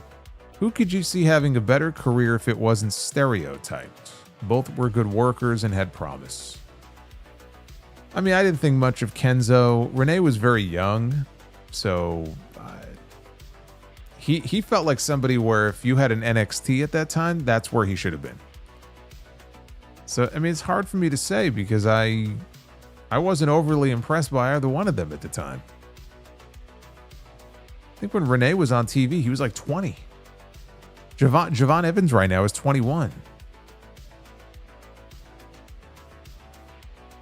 I didn't really think either one of them struck me as somebody who was going to go on to be a big star in the company. So, Terrible Dried Chicken. Let's buy Liv Morgan barbecue fried chicken with fries. How about you buy me barbecue chicken with fries? Lost Dill, thank you for the membership. Libido Bell, Charlotte and Bliss, duo Poison Ivy and Harley Quinn.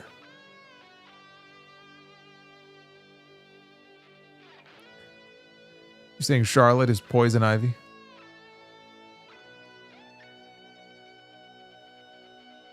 Official GTA says Renee was a tag team champion at 19. Was I off by a year? Was he even younger? He was young. I'm telling you, he was 19 or 20 around the time we saw him on TV doing the La Resistance stuff. Alexander Cole can no longer go nuts for Sarah Logan's antlers, but he can go nuts with Stephanie's horns, or herns, as Roosh would say. Well, you know, we still have the Coal Tar super chat, the $51 Coal Tar. So the image of Cole and the antlers is forever immortalized whenever that super chat pops up. Lost Dill with the $9.99, new listener to the podcast and YouTube. Love the Law and Order rant, quote unquote. Was wondering if you remembered any other memorable rants that you've had that I could go back and listen to. Oh my gosh. Well, first of all, welcome. I mean, there's been plenty of rants. Some are more ranty than others from over the years. My gosh. I mean, I guess people will tell you the Hell in a Cell 2019 live review. That's a pretty memorable one. So if you want to go back and revisit that one, Hell in a Cell 2019 after that Seth Rollins and Fiend match, that would certainly be one. I mean, there's been a ton of others. I just can't remember off the top of my head, like which ones I could cite you right now. Start with that one, though. There was a terrible Raw show in 2018. I think I even called it the worst Raw of all time. So if you go on the YouTube channel and type in Solomonster worst Raw of all time, it probably will come up. I think in the thumbnail, it's got a picture of Kofi Kingston holding up a garbage can or something, which I just felt was appropriate for that episode.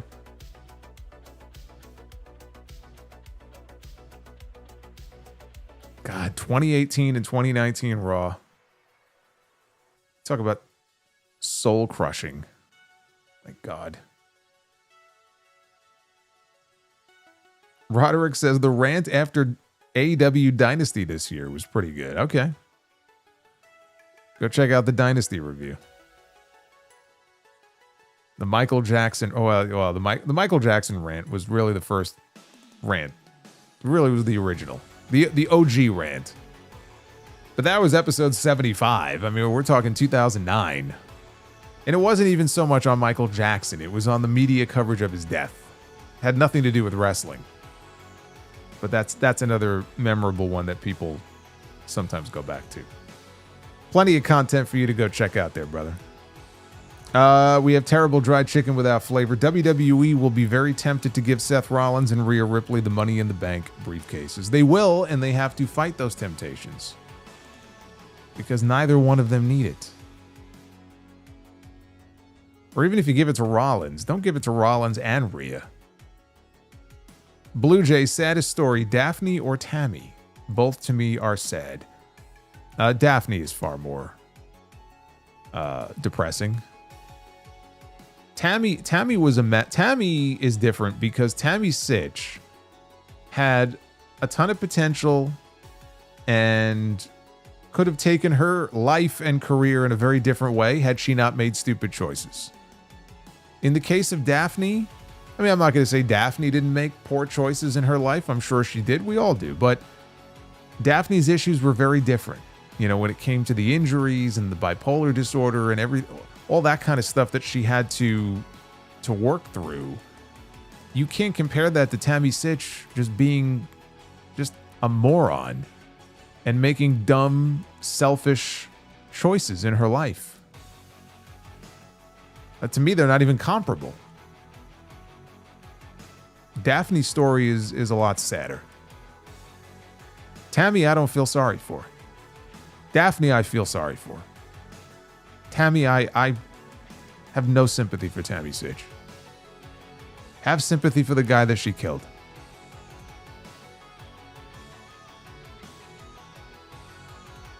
GMB is with us tonight.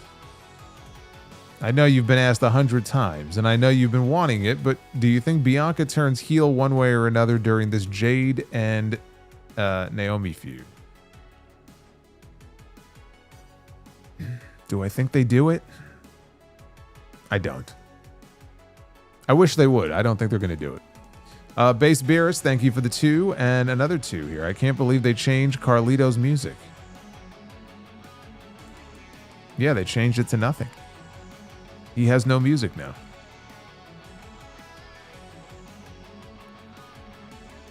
TNA really fucked up with poor Daphne, says Joey. Yeah, if you did not listen to my Dark Side of the Ring review on the Daphne episode, you need to go check that out. I did a full review, 30 minutes, on yesterday's show. I got into a lot more detail than they did in the episode because some of it wasn't really relevant per se to Daphne, but okay, you want to know what? He asked about a rant before. I went on a bit of a rant, frankly, in the Dark Side of the Ring review yesterday, talking about the TNA stuff, but it goes back to a TNA rant that I did on the show back on episode, God, what was it? 156, maybe? It was in 2010, I think? 2011? On TNA's horrendous treatment of the knockouts. That was another one. But I get into it on the show yesterday. If you missed that review, go check that out. Some of the shit that was going on back then in TNA, fucking ridiculous. Justin G says, rest in peace, Pin Balor. Long live Grin Balor. I guess, yeah, well, it's true. I guess we have Grin Balor now. That's his new name now? Until he takes the next pin, then he's back to Pin Balor. One thing we know that he will never be is Win Balor. He won tonight, but that's about it. Blue Jay, Pagano is from my hometown, Ciudad Juarez. So proud. It's very cool. I don't know if I've seen Pagano wrestle. I guess when I watch Worlds Collide, I'll see Pagano. Retro KOH, my speed champion is going to LA. Hopefully Gable can make it in time to cheer him on. El Grande Americano, man. He is the speed champion.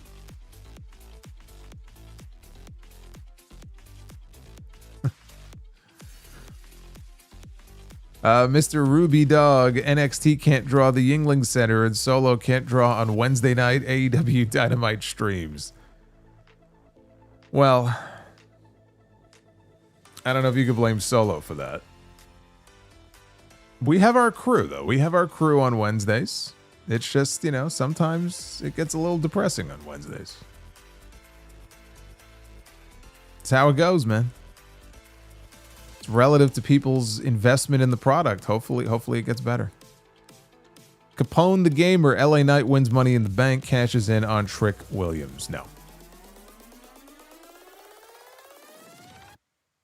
Tongaloa Superfan, the day WWE lets Tongaloa go is the day it has officially lost its humanity. Brother, they lost their humanity a long time ago. Long before Tongaloa came along. Alexander, one day WWE will sell us a one-match card. It's only a matter of time. Only a matter of time. They're getting smaller and smaller. Aaron says, have you heard or believe in Free Karen Reed? I have not heard about it. I have no idea what that is. Dennis Hickey, hey Solomonster, my mom passed away 2 days ago. Thank you for doing what you do and keeping me distracted. Dennis, I'm very sorry to hear about your loss. That's terrible. All I could do is take your mind off it for a couple of hours. Hopefully I'm able to do that for the show yesterday. Hang in there. I having gone through this myself, there really isn't anything I could say that's going to make you feel better, but if we could take your mind off things for a little bit, it's probably the best thing that we can do right now. I'm very sorry to hear that.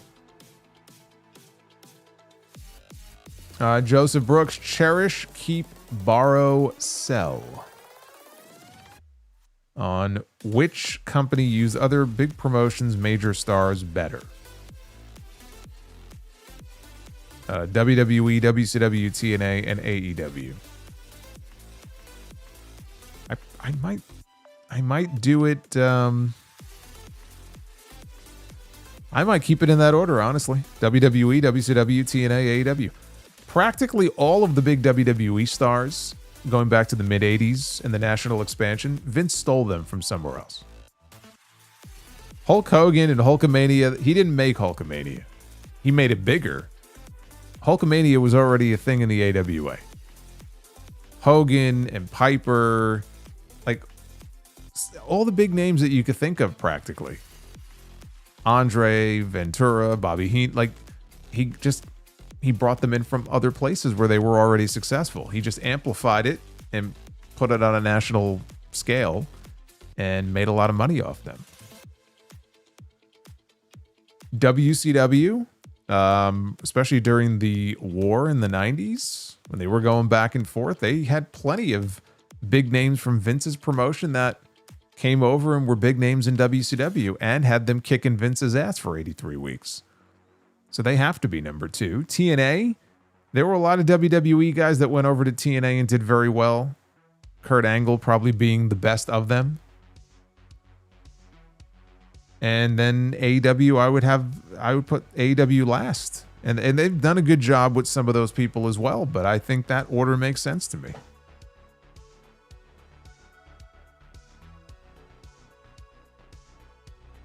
I would put TNA over AEW though.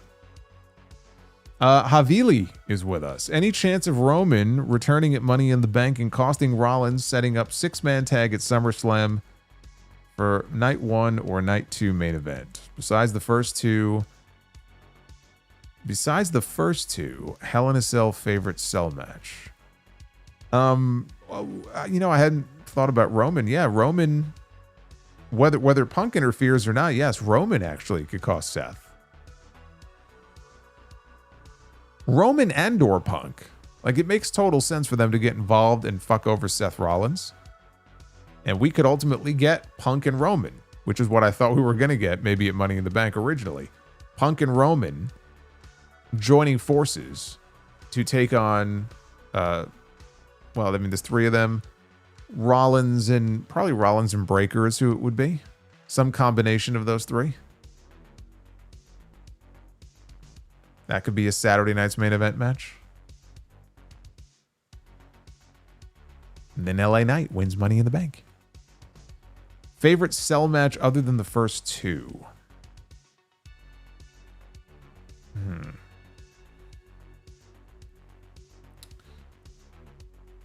I don't know, man. There have been a bunch of great ones. Even Punk and McIntyre last year. It was a great Hell in a Cell match.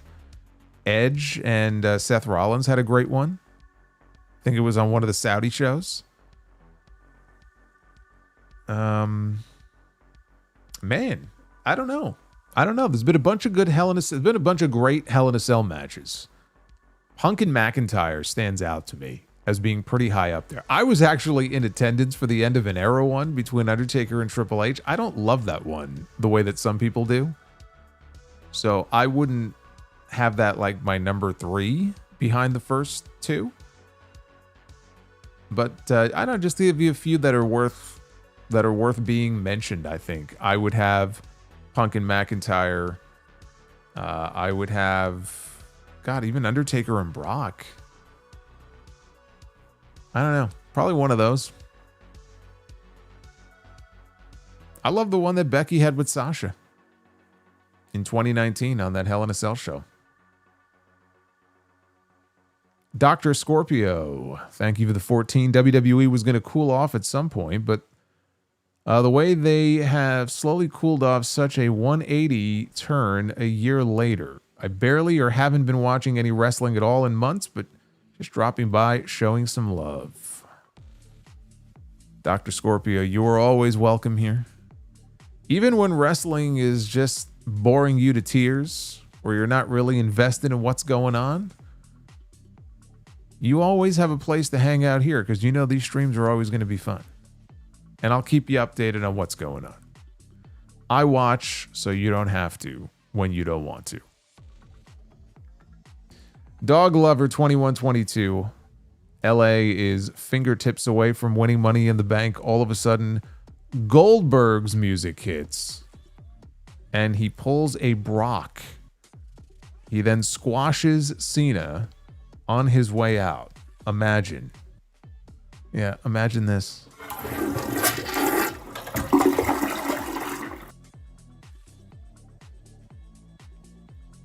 Thank you, Dog Lover. Adam Schroeder, just out of curiosity, where the fuck is Nikki Bella?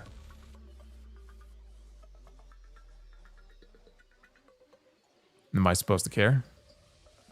She's doing a podcast.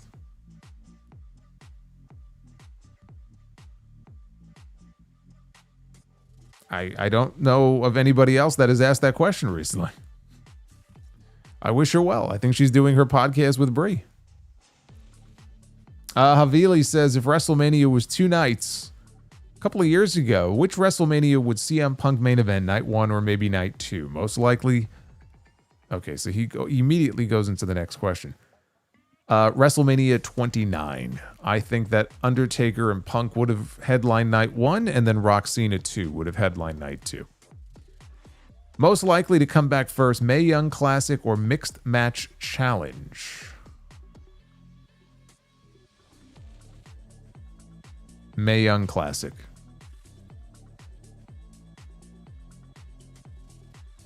He says, thoughts on Cora Jade interview. I didn't see the whole thing. I saw part of it, the interview she did with Ariel Helwani. So I don't really have a lot to say about it, but it was, you know, it was interesting just to get her perspective. And CM Punk was the first person that she heard from after she got her release. And she seems to have a good head on her shoulders. I mean, look, she's doing the right thing. If you pay attention to what's been going on lately, she's booking herself everywhere. And that's what you need to do. And she's still very young. We will see her back in WWE in the next few years. She's still young enough. She's out there. She's hustling. She's working. We'll see her back before long. B-Money04, 23 months. Yes. Channel membership. That worst Raw of all time that you made the video for in 2018 was in Milwaukee. And I was unfortunately in attendance for that show. Well, you have my condolences. I'm sorry you had to sit through that.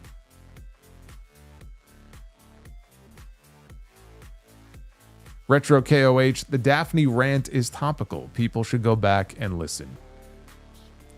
Well, pretty much what I said in my Dark Side of the Ring review pretty much mirrors what I said back then. So you can pretty much get the majority of it and the gist of it just by listening to yesterday's show. In fact, I added to it. I think I talked about stuff yesterday that I didn't even talk about in that first rant from all those years ago. Adam Schroeder, I think you should add a mid-card title match to be the booker. Hear me out. We could have Bret Hart versus Gunther for the Intercontinental title. We could have that and be the booker now. They're both in there. But you mean adding titles? I have had the idea, and I really just have to sit down and work on this, of adding like some new rounds. So in other words, we have stipulations. I would like to add a managers round. And again, maybe we don't do this every single match, but I want to add managers. I want to titles. Titles is an idea that I've had. I've had the idea to add matches. Like WWE is inducting matches now into the Hall of Fame. Maybe having like a matches round of Be the Booker. I have all kinds of ideas. I just have to sit down and work on this. We are definitely going to expand it. We're going to improve it. We're going to make it better. There's some fun stuff planned. So stay tuned. A squash match round? Actually, you know what? We should have a jobbers round. We should have a round where it's just whatever triggers it. And then it's just some of the famous like job guys in wrestling.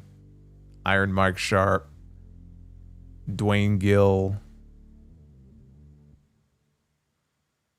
I got to write this down. Havili, biggest pop for return. Steve Austin, Backlash 2000, Triple H Raw 2002, Hardy Boys, WrestleMania 33, or CM Punk Survivor Series 2023. I think Survivor Series 2023, CM Punk. Probably tops the list there. I would probably go Punk from 2 years ago. I was there for the Hardy Boys, WrestleMania 33. That was something else. If they had come back in a smaller venue, I know it's weird to say because and they got a great reaction, and they were in a stadium that had 60 or 70,000 people. If it was a smaller venue or a venue with a roof on it, it would have been even bigger. I'll go Punk, Austin, Triple H, and then Hardy's.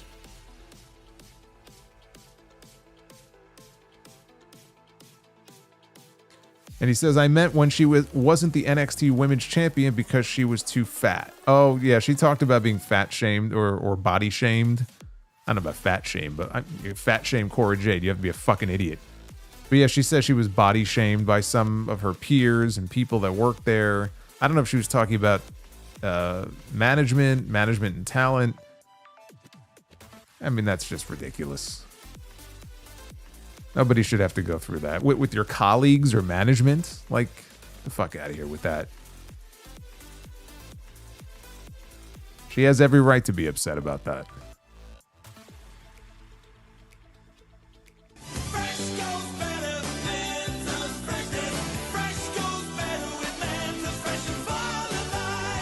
Mentos, the fresh maker.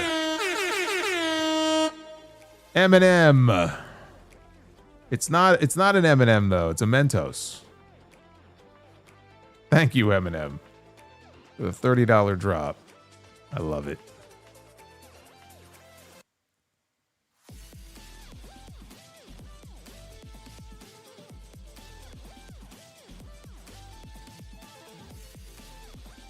Isaac, welcome to the channel. Daniel Garcia gyrates for you.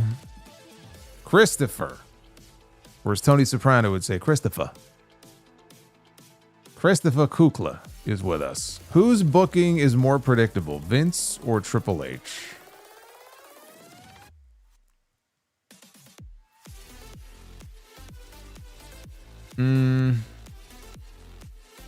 Triple H. Of late, Triple H. Now again, predictable does not always mean bad. Vince could be off the wall sometimes, but his booking could be absolutely terrible and not make any sense. Triple H could book some stuff that's predictable, but makes sense and you get the payoff at the end, and that's fine. But you don't want everything to feel predictable. And I do feel like we've gotten a lot of that with Triple H. Dog Lover says, I always imagine there's scotch in your coffee cup. In my mug? Maybe there is.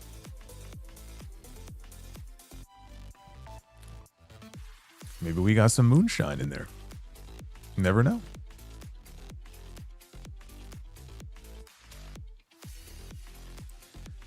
Eminem. After a long day at work, I really need a Mentos. No disrespect to Sarah Logan and Carlito. R-Truth was the most important person in WWE. JD mentioned that Tony Khan needs to take advantage of WWE's issue. I think he might be right. R-Truth was the most important person in WWE? I don't know if I'd go that far. I mean, the most important person in the entire company?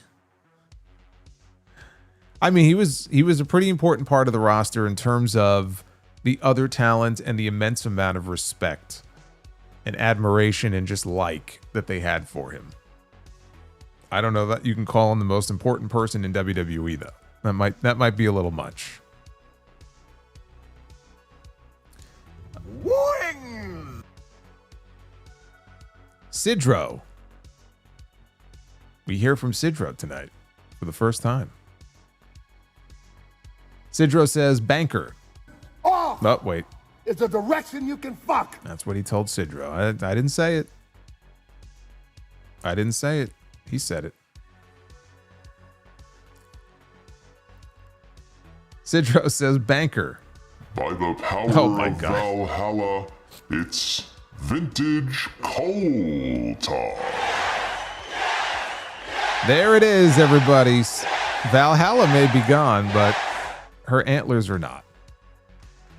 We got our coal tar. We got our coal tar for the night. There he is. Sarah Logan will live on here forever.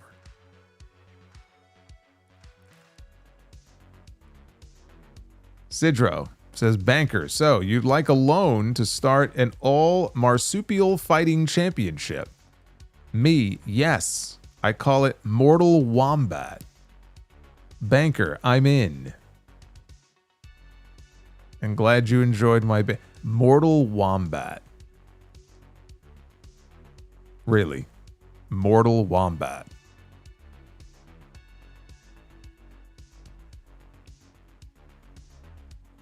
Thank you, Sidro. Mortal Wombat. EJ Slamp is Solomonster, an Outcast fan. Sure. M. Mills with a pair of $20 super chats, and then David Thiering comes in and drops the insane elbow with another 20. And look at this. I just noticed we have hit the bonus goal for tonight for a bonus round of Be the Booker. So we have gone from one round to a double dose. I love it. M. Mills, thank you very much. David, thank you very much. Sidro, made a graph of all my past relationships.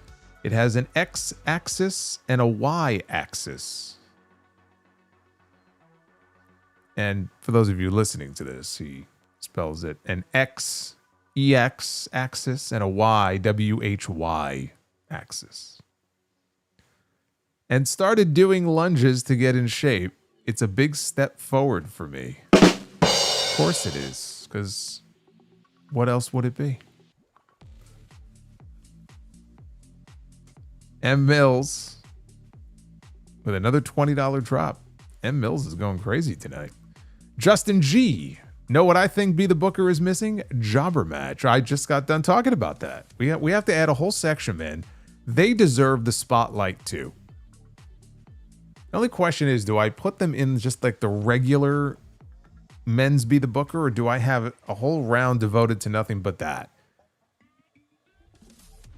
And then something would have to happen, and it's like, oh, we've triggered the jobber round of Be the Booker. I don't know, because then we're just putting enhancement guy against enhancement guy. I feel like maybe I should mix them in. Dr. Scorpio. Out of all the things in wrestling other than the all-in footage episode, took Travis Scott getting involved in the main event of WrestleMania for me to finally say F this crap and don't get me started on Rock's dumbass comments.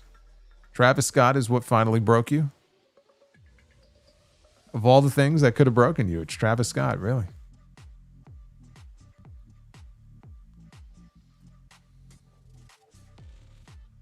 Al Perez. You know, Al Perez, I will never hear the name Al Perez and not think of Kevin Castle. And it's such a weird, eerie thing that you just brought that up, because I'm pretty sure, I just want to double check to make sure I'm not getting this wrong. But yeah, I think today would have been Kevin Castle's birthday. I believe June 3rd would have been his birthday. So, wow. Yeah, he used to talk about Al Perez all the time. Al Perez, man, dead ringer for Seth Rollins.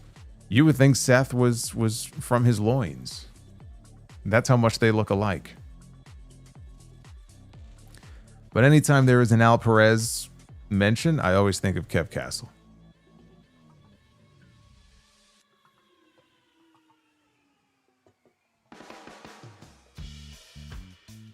Eminem says, off is the direction that you can fuck to double Be the Booker.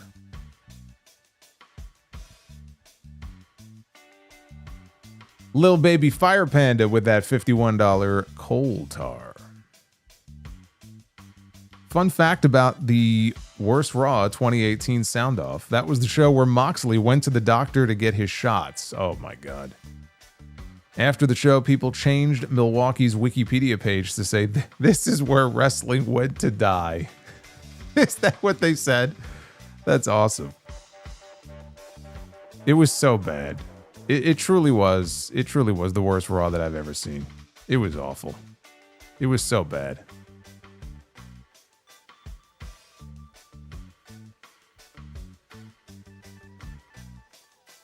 Thank you, Fire Panda.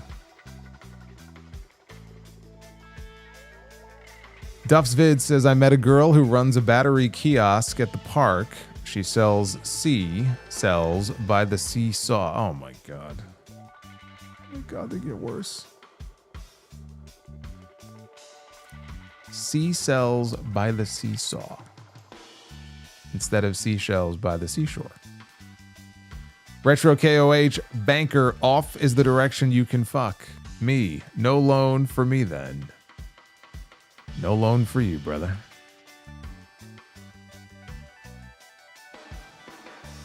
Sidro, what do you call two lesbians in a closet?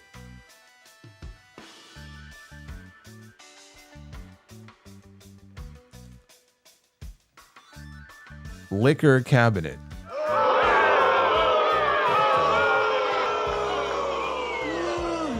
Can't go anywhere. I can't go anywhere in public with you two. You war duffs. I can't take you guys anywhere.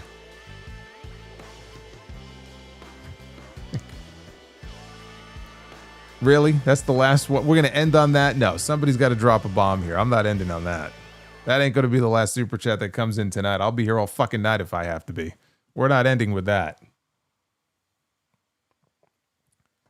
Get him on in. In the meantime, we got 2 rounds of Be the Booker to knock out, so let's do it. Ladies and gentlemen, it is now time to Be the Booker. Good grief.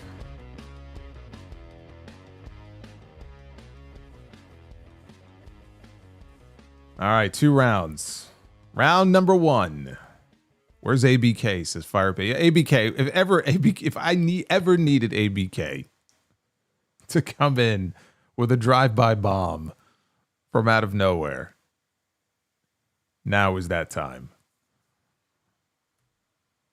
We got the fabulous Freebirds, Buddy Roberts, Michael P.S. Hayes, and Terry Bam Bam Gordy.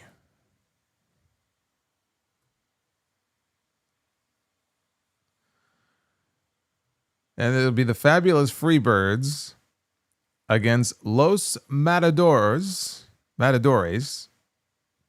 with El Torito.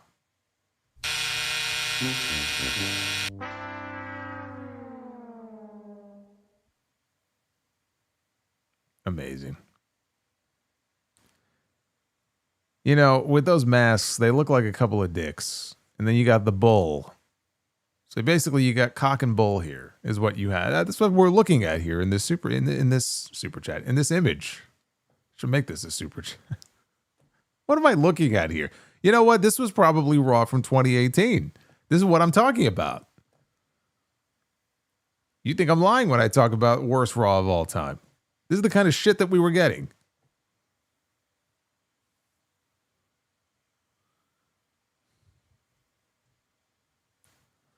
Boy, we're off to a great start here.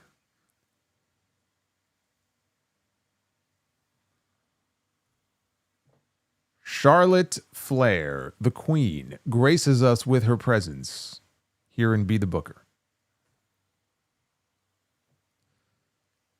And let's see who her opponent is going to be here on this night. It will be Charlotte going one-on-one with Gail Kim. I talked about Gail Kim in my rant as well when I was getting into the TNA and the Daphne stuff in that Dark Side of the Ring review. Charlotte Flair and Gail Kim. That would have been a great one, huh? Prime Gail Kim. All right, first main event. Let's see what we end up with here. We end up with the British Bulldog. Davey Boy Smith. There you see Matilda. See Andre there in the background. The British Bulldog is actually in a ladder match that the WWE Vault dropped. They dropped a video today of 5 unseen ladder matches from the Vault. One of which was a match I've actually waited years to see that they've never released to my knowledge, which was a ladder match between Shawn Michaels and Goldust in 1996 at the CNE Stadium in Toronto. You can see the Ferris wheel in the background. It's from like a handheld like floor cam because it wasn't taped for television. But the other match they have, and it's just a hard camera shot the entire time. It's from a Superstars taping in 1995, a ladder match for the IC title between Jeff Jarrett and the British Bulldog. It's so sad because like you see all the empty seats. It's a small building to begin with, but you see all the empty seats. And the match isn't very good. But it is cool to still be able to see these matches that we never saw before. Maybe we'll land on Jeff Jarrett. We'll have a rematch here. Wow, the British Bulldog against Kota Ibushi. Wow. How's that for a match? The British Bulldog against Kota Ibushi. That's an interesting match. That's a definite bell. But that's an interesting match.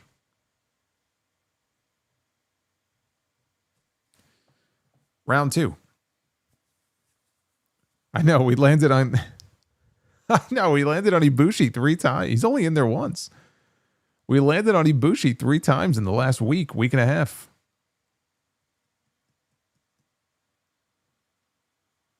Peak Kota, that's right. That was prime Ibushi. Okay, so now we add some stipulations. Now we add some stips. They won't understand each other. That's hilarious. Kota Ibushi and the British Bulldog trying to understand each other in the ring. I'm fooked. Kota, I'm fooked. Anarchy in the... Oh, this shit again. Anarchy in the... Let me tell you something, okay? If you were on the stream on Friday night, you saw the bullshit, okay, that I had to go through. Where I couldn't... Like, it was constant stipulation, interruption. Like, I don't know what was going on with Be the Booker. I'm not going through this again. Anarchy in the arena, though. We're going to book a... well, you know what? We'll book a men's Anarchy in the arena. We'll start with the men this time. That's all. If we're going to do Anarchy in the arena, we'll do Anarchy in the arena with the guys. 5-on-5. Okay? 5-on-5. Anarchy in the arena. Now watch. I'm going to book like half the group here, and then a new stipulation is going to pop up and ruin the entire thing. It's just, it's inevitable. I have 10 names to book. What are the chances I'm not going to get a stipulation that pops up? Oh my God. All right, on team number 1, we have the Learning Tree, Chris Jericho. Hi, guys. Hi, guys. It's the Learning Tree. Oh, joy. All right, we have Chris Jericho. We have Ray Phoenix. We have Adam Cole. We have Hiroshi Tanahashi. And we have Devil's Choice. Keep or replace the man that you just picked. I'm not replacing Tanahashi. I'm keeping Tanahashi. And Dominic Mysterio. Okay, so that's one team. Chris Jericho, Ray Phoenix, Dominic Mysterio, Adam Cole, and Hiroshi Tanahashi. That's not a bad team. That's not a bad team. Let's find out who the other team is going to be. Now, somebody mark that down in the chat so we remember all the names, okay? Jericho, Phoenix, Cole, Tana, and Dirty Dom. Whack-ass team. That's not a whack-ass team.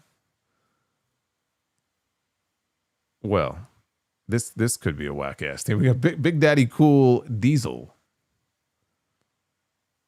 This was during his cool phase, though. All right, Big Daddy Cool Diesel. The Deathmatch King, Matt Cardona. Dave Meltzer. Oh my God, can you imagine? Like Dave is, he's going to be so conflicted here with Tanahashi on the other side. He's not going to want to lay a finger on him. What a fucking team, by the way, so far.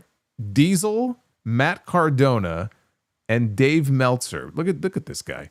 That's all the Observer money that he makes. He rakes in all that money from the newsletters. He's showing off here. Big Money Meltzer. Let's get a drum roll for these last 2 picks. Kyle Fletcher.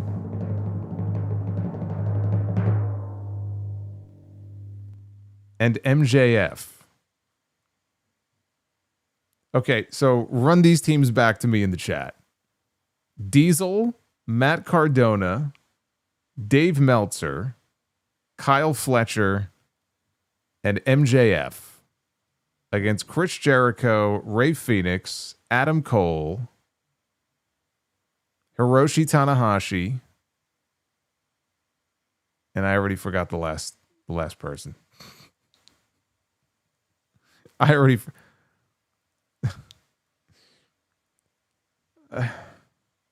You know what?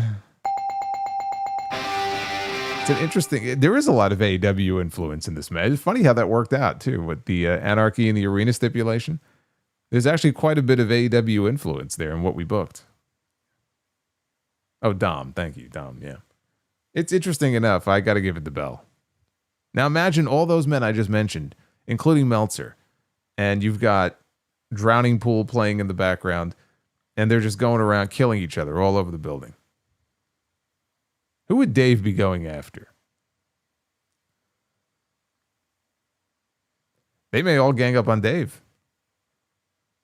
Set him on fire or something. Something horrible like that. Meltzer hits the Meltzer driver and pins Jericho. He's not gonna pin his source. All right, stipulations. Stipulations. Well, that was interesting. So we still have a women. Well, let's do a tag match. We'll do the tag match next. Meltzer is going through a table. A dog collar match. Well, then it has to be we'll do the women's match. Dog collar match works better if it's a singles match. So we'll do the women's match then, if that's the case. Why don't we do that? All right, so it's going to be a dog collar women's match.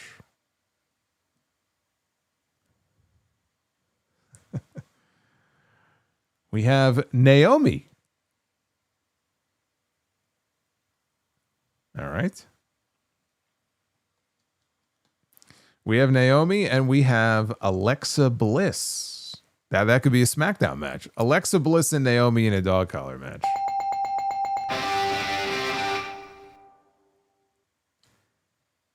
We are main eventing tonight with a tag team. That's right. We got a tag team main event tonight. Just like we have at Money in the Bank. We have a tag team main event. Only this one is going to be inside the big blue cage. See, this is what Damian Priest and Drew McIntyre should have used. It's Saturday night's main event. In fact, this match right here that you see, Hogan and Bossman, that was from Saturday night's main event. In the big blue cage, baby. All right, we're going to have a tag match in there. Very interesting. Oh, I love Big Blue.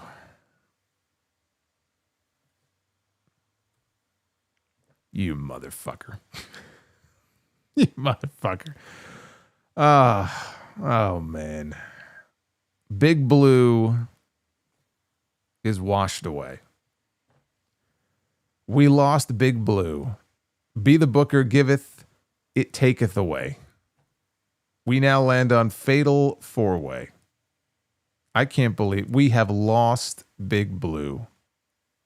I don't believe it. I was so excited.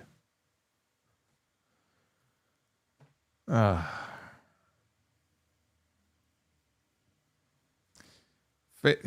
4-Way in Big Blue. No, it doesn't work that way. Not enough room. It's just a regular Fatal 4-Way. Okay, we have LAX. Santana and Ortiz. We have Dominic Mysterio and Rey Mysterio. God, he looks like a totally different... Look at Dom here, man. He looks like a totally different person. It doesn't even look like the same human being.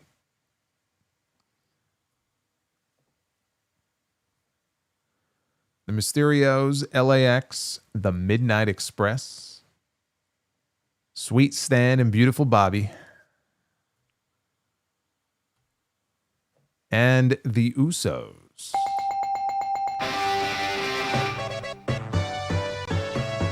We got ourselves a clean sweep, boys and girls. That's what I like to see. I mean, look, you got the Usos and you got the Midnight Express in there. I mean, come on. That's two pretty highly decorated tag teams. That is a crazy tag match.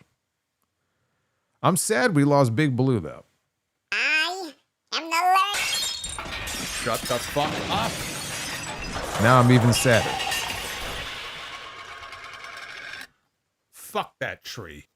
You know what? I'm so sad. I think we need a chainsaw. Chop that fucking tree down. Havili. Thank you. Oh, man. That was Havili. Coming in with a $13 super chat. Let me make sure we're not missing anybody here.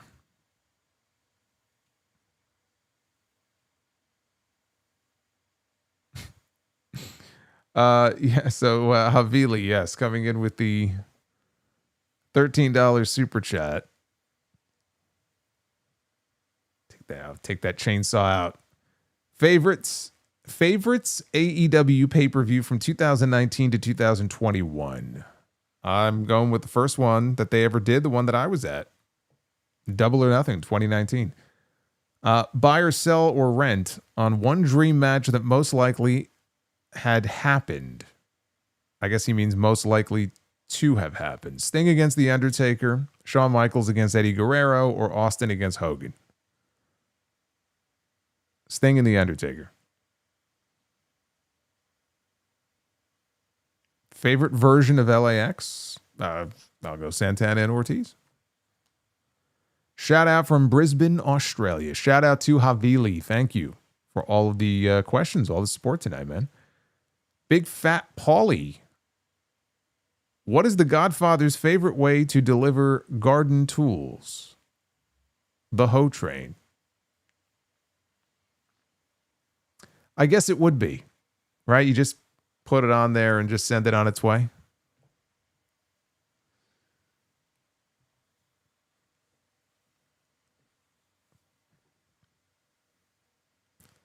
Number one, Homo sapien. What did the mountain climber name his son?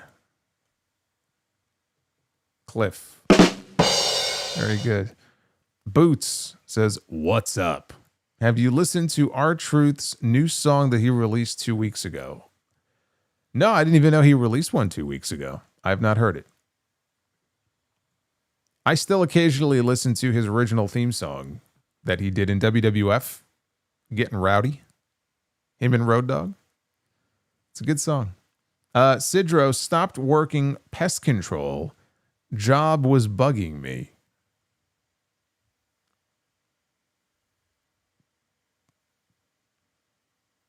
Retro KOH. What does a good bar and a better girlfriend have in common? Liquor in the front, poker in the back.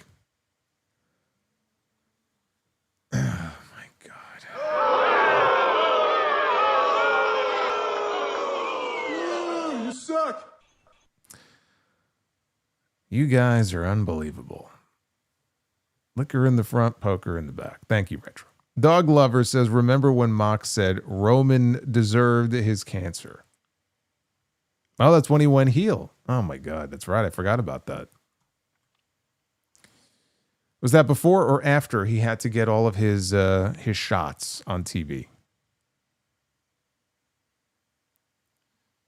Havili says, rank the 4 horsewomen in order. Charlotte, Becky, Sasha, Bayley.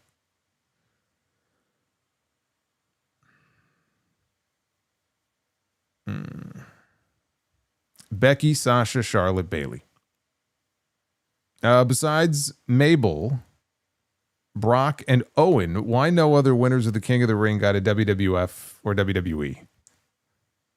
How many years has it been? 20, 22, 23? I still catch myself sometimes. Why is it that no other winners of the King of the Ring got a WWE Championship match at SummerSlam? I don't know. That's a very good question. I think that should be a regular thing. But part of it is just if you look at who won the King of the Ring, Ken Shamrock, Billy Gunn. You know, they wanted to use King of the Ring as a vehicle to help get some of those guys over, or just give them some kind of accomplishment, but not necessarily want them in the world title picture. So that's why they did it. Peter McNasty, Mets won. Let's go. They beat the Dodgers. Very good. Sorry I missed it. Sidro says, what food destroys a man's sex life? Wedding cake. You know, there's a lot of men that would agree with you on that. Duff's Vids, what happens when a microscope crashes into a telescope? They...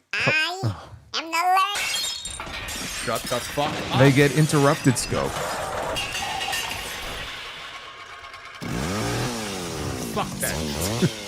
Cut that shit down. Are you kidding me? Are you kidding me? Fuck up. Gonna be getting a lot of use out of this, I can see. Fuck that. Getting a lot of use out of that. You ruined Duff's Vid's joke, which was actually quite good. What happens when a microscope crashes into a telescope? A kaleidoscope. That's one of the better ones. I like that one. Havili says, who is most likely to leave AEW? AEW, man, I can't even read. Who is most likely to leave New Japan next? Who's left? Who's left to leave?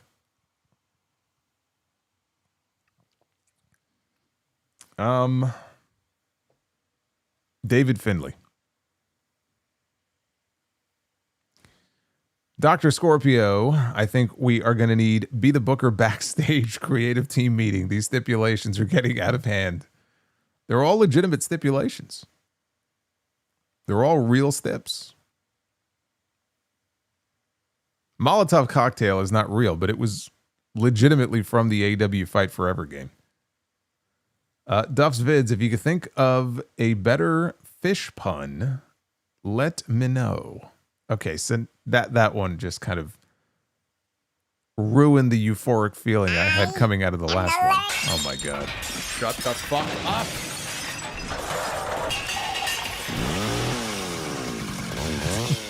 Fuck that tree. You know, you've turned me into a lumberjack tonight is what you've done. I've become, oh my fucking God. Shut the fuck up.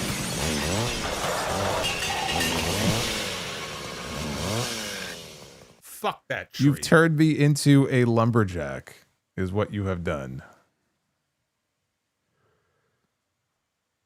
What have you done to me? The Juliet says, I missed Be the Booker. Also, prayers for Jack Cannonball, who has been diagnosed with ALS. I did see that. Independent wrestler. I'm not really familiar with him personally, but I was very sad to hear that because it's just an awful diagnosis to get. So best wishes to him. I need flannel. Yeah, I'm gonna have to wear a flannel. I'm gonna have to come on here one of these weeks with a fucking flannel shirt, fucking hat on my head. Eminem, time to cut the learning tree down now. I might be wrong, but Mariah May is officially in the WWE after she made her debut on Evolve. Wait, what? What are you talking about? I have no idea what you're talking about. But who returns to WWE first? Asuka, R-Truth, Moxley, or Enzo? Asuka will be back soon. And I do think Truth will be back. I don't know how long it'll take. I don't know if they're going to feel pressure to bring him back. I don't think we've seen the last of him in WWE, but I think Asuka will be the one who comes back first. Arabian Night says, buy, sell on the better pay-per-view SummerSlam 02 or All Out 2021. Man, those are both great shows. Man, SummerSlam 02 had Rock and Brock, Shawn and Triple H. I mean, those were really the two key matches, but I love that Kurt Angle Rey Mysterio opener. I mean, it's up there among the best openers you'll ever see. All Out 2021 though, it was an all-timer for AEW. I mean,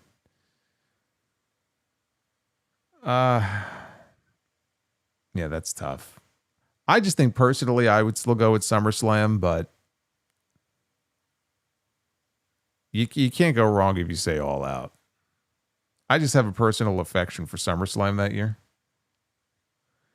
Chris Manson says, do you think we will see any of the NXT women that were released in AEW soon? I do. Justin G, that damn tree ain't gonna stay still for much longer. Vroom vroom, says Justin G.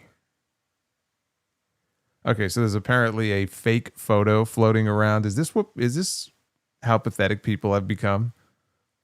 That they have to manufacture photos of Mariah May as Mariah March working Evolve. Yeah, because I'm sure that's exactly where they would send her first. Aaron says, I accidentally swallowed a bunch of Scrabble letters. The next trip to the bathroom could spell disaster, he says. Yes, it could very well.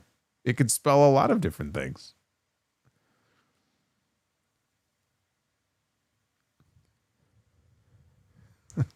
Duff's Vid says, that chainsaw isn't cutting the tree. What the fuck? Tuxedo T Servo with a $12 super. Oh, I know what that is. I know exactly what that is. Sidro. Oh, for God's sake. Shut the fuck up. Oh my God. I'm cutting the entire forest down. The entire forest is coming down. That's it. We're not going to have any trees left. Not going to be any oxygen. Chris Jericho may well be responsible then for the death of the entire planet when all is said and done. I am the Lord. Shut the fuck up.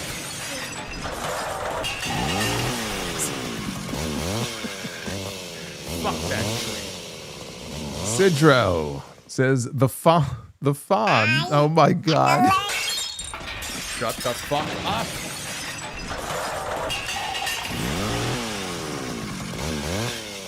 Fuck that tree.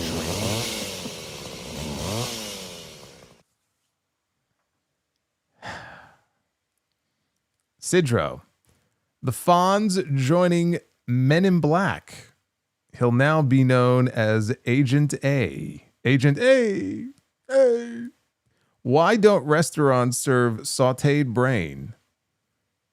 Because a mind is a terrible thing to baste. It's a definite dad joke there.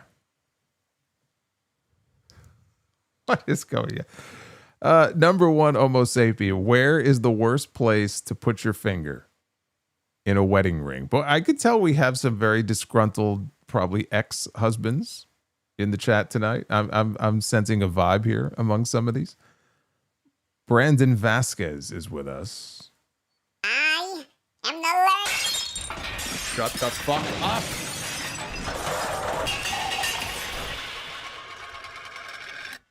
Fuck that tree. Oh, wait. There's no chainsaw.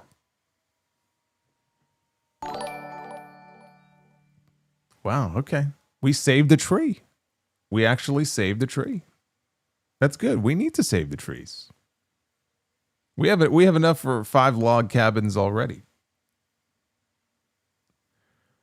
Chris Manson, thank you. Brandon Vasquez, thank you. And Anobi. The learning tree will keep branching out, he says.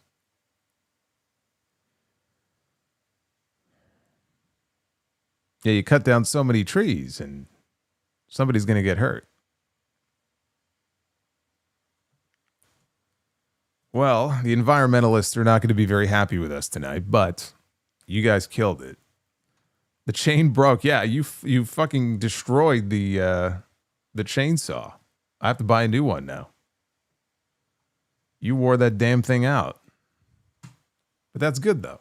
Ran out of gas. I'll have to refill the gas in this one for Wednesday night. That is the next time I am with you live here on YouTube. That will be for the AEW Dynamite review. Of course, before that, I'll be live over on JD's channel, Tree Free, tomorrow night for Tuesday Night Titans episode 98. And we got Dynamite on Wednesday. We got SmackDown on Friday. I will be at House of Glory on Saturday. So there will be no live Money in the Bank review, but we'll have that Money in the Bank recap on the Sound Off next Sunday. So all your trees and all your super chats, we'll have to get them in this week, because I will not be here on Saturday. I'm very disappointed. I will not be with you on Saturday. I will not be doing my thing, but it's the way it goes sometimes. But fun strip, all gas, no brakes. That's right. Zachary says all gas, no brakes. Be well. Stay safe. I'm going to go sleep under a tree. Actually, there are none left. I'll try to find one, though. And I'll see you back here for the Dynamite recap, the Dynamite post show on Wednesday night. Until then, vroom, vroom. Take care, guys.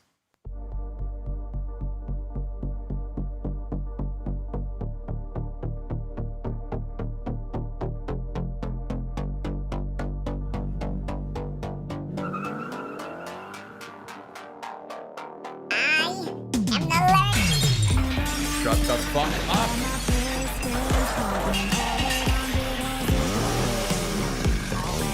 Fuck that tree. Oh my God. Oh my God. Havili. Havili. What are you doing to me?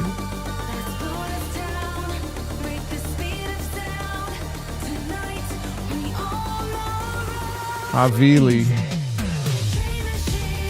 Hold on. Wait a minute. Wait a minute. Wait a minute. Come back to me, Mom. My God. Shut the fuck up.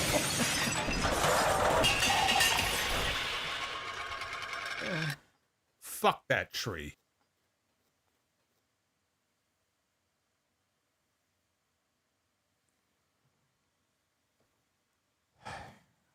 Havili says, buy or sell favorite Bret Hart matches that no one mentioned. Bret Hart against the 1-2-3 Kid from Raw in 1994. Or Bret Hart against Doink the Clown at SummerSlam. I actually like both of those matches. I'm going to go crazy. I'm going to go on a murder spree today. Fuck that tree.